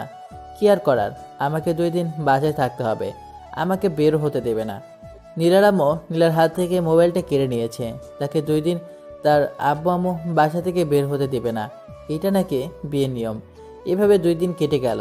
এই 2 দিন নীলার সাথে কথা বলতে না পেরে অনেক কষ্ট লেগেছে। নীলার সাথে কথা না বললে ভালো লাগে না। আজ আমার বিয়ে। আমি বরবেশে নীল পাঞ্জাবি পরে নীলাদের বাসায় আমার আত্মীয় স্বজন, বন্ধুবান্ধব, আব্বু আম্মু, ভাইয়া আপু সহ সবাই চলে আসলাম। গেট দিয়ে নীলাদের বাসায় গাড়ি প্রবেশ করলো। নীলাদের বাসা অনেক সুন্দর লাগতেছে। আমরা সবাই নেমে পড়লাম। আব্বু আম্মু নীলার বাবার সাথে কৌশল বিনিময় করলো। আমাকে নিয়ে গেল বাড়ির ভেতরে। গেলাম। ভেতরে অনেক সাজসজ্জা করেছে। ভেতরে অনেক মেহমান। আমার বন্ধুরা সহ আমাদেরকে একটা রুম নিয়ে গেল। রুমটা বেশ বড় আর সাজানো। আমরা সবাই গিয়ে বসে পড়লাম বিছানায়। টাইমান আমাকে বলে উঠল, দোস্ত, তোর মনে হয় আর তস হয়েছে না? ভাবির কাছে যাওয়ার জন্য ছটফট করছিস? দোস্ত, ঠিক বলেছিস। হারামির দলেরা এখন আমাকে খেপাচ্ছে। পরে তোদের দেখে নেব। এই বললি হলো? আমরা সবাই কিছুক্ষণ গল্প করলাম। এখন দুপুর হয়ে যাচ্ছে। আমরা গল্প করছি। তখন দেখলাম কাজী সাহেব, নীলার বাবা মা আর আমার আব্বু আম্মু আমার কাছে এসে আমার পাশে বসে পড়ল। বিয়ে সব নিয়মকানুন বলে আমাকে কবুল বলতে বলল। আমি কবুল বলে ফেললাম। ইসলামিক মোতাবেক আমাদের বিয়ে সম্পন্ন হয়ে গেল। এইভাবে হইচই করতে করতে রাত হয়ে গেল। আমি এখন গাড়িতে দাঁড়িয়ে আছি। নীলার আত্মীয় স্বজন বাবা মা নীলাকে নিয়ে আসলো। নীলার এখন বিদায় পালা। নীলা তার আব্বু আম্মাকে জড়িয়ে ধরে কান্না করতেছে। কিছুক্ষণ পর নীলার আব্বু আম্মু নীলাকে বিদায় দিয়ে গাড়িতে পিছনের সিটে বসিয়ে দিল। নীলা বসে পড়ল। নীলার আম্মু আমাকে বলল, বাবা, তুমি আমার মেয়েকে সুখে রাখবে কেমন? আম্মু আর আম্মু, তোমার একটা কথা বলবো। আচ্ছা বলো বাবা। আম্মু, আমি তোমাকে একটা কথা বলেছিলাম, সেটা মনে আছে তো? আচ্ছা আম্মু, আর অবশ্যই আসবা। আমি গাড়িতে চড়লাম। নীলার পাশে বসে পড়লাম। আব্বু আম্মু বন্ধুরা সবাই পেছনের গাড়িতে বসে পড়লো। আমি নীলার আব্বু আম্মুকে বিদায় জানালাম। গাড়ি কেবল চালু করলো। গাড়ি চলতে শুরু করলো বাসার উদ্দেশ্যে। নীলা আমার কাঁধে মাথা দিল। এখনও সে কাঁদতেছে। আমি নীলার চোখের পানি মুছে দিলাম। বললাম, এই পাগলি, কান্না করতেছো কেন? আব্বু আম্মুকে ছেড়ে আসতে কষ্ট হচ্ছে। আর আমার পাগলি বউ, আরে তোমার আব্বু আম্মু তো আর কিছুদিনে আমাদের বাসায় পার্মানেন্ট আসবে তো। আমি নীলাকে সান্ত্বনা দিয়ে দিলাম। কিছুক্ষণের মধ্যে আমরা গাড়ি নিয়ে বাসায় পৌঁছালাম। আব্বু আম্মু আর আমার চাচাতো বোন মামাতো বোনেরা নীলাকে নিয়ে রুমে গেল। আমার মামাতো বোন সামিরা আসেনি, আর তাকে আমি দেখতেও চাই না। আর আমার মামারা 3 জন, 2 মামার মেয়ে আমাদের বাসায় এসেছে। আব্বু আম্মু তারা সবাই ভিতরে গেল, আর আমি ছাদে চলে আসলাম বন্ধুদের নিয়ে। তারা বসে বসে গল্প করছে ছাদে, আর আমি আকাশে তারার দিকে তাকিয়ে আছি। আজ আবহাওয়া খুব ঠান্ডা, আর আমি আজ খুব খুশি। জীবনে বড় কিছু আজ পেলাম। এই ঠান্ডায় মন মেতে উঠে যাচ্ছে। আমি চেয়ারে বসে পড়লাম। আমরা সবাই 1 ঘন্টা মতো আড্ডা দিলাম। আমি সামনে দেখলাম আম্মু আসতেছে। আম্মু এসে আমার কান টেনে বলল, ওই পিচ্চি ছেলে, ঘরে বৌমাকে রেখে এখানে আড্ডা দিচ্ছিস? তাড়াতাড়ি বৌমার কাছে যা। আম্মু আর একটু থাকি না। না, তুই এখনই যা। সময় দেখেছিস? রাত 11টা বাজে। তাড়াতাড়ি যা কিন্তু। যাইতেছি। আমি ছাদ থেকে নেমে আমার রুমের দিকে গেলাম। বর্তমান আমার দরজার সামনে দাঁড়িয়ে আছি, ভয়ও লাগতেছে। আমি 1 কেজি সাহস বকে নিয়ে ভেতরে ঢুকে পড়লাম। আমি দরজা বন্ধ করে দিয়ে সামনে দেখলাম আমার বউটা বসে আছে মাথায় ঘোমটা দিয়ে। আমি গিয়ে বিছানায় বসে পড়লাম। নীলা একটু নড়ে বসলো। আমি হাত দিয়ে নীলার ঘোমটা নামালাম। আমি নীলার দিকে হা করে তাকিয়ে আছি। নীলাকে অনেক সুন্দর লাগতেছে। আমি আমার হা করে তাকিয়ে থাকা দেখে নীলা বলল, এই ফাজিল, হাঁ করে আছিস কেন? হা করে তাকিয়ে থাকবো না তো কি করব? তোকে কিউট লাগতেছে। আমার বউটাকে দেখে তো চোখই সরাতে পারছি না। হয়েছে গো জান, এখন চলো উজু করে এসে 2 রাকাত নফল নামাজ পড়ে নিই। চল।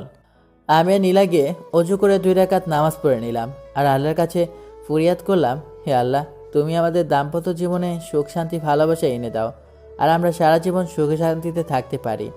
আমি আর নীলা নামাজ শেষ করে বিছানায় এসে বসতেই নীলা আমাকে ধাক্কা দিয়ে ফেলে দিল। বিছানায় নীলা আমাকে বলল, জানু, এইবার তুমি কই যাবা? আজ তোমার সাথে আমি রোম্যান্স করব।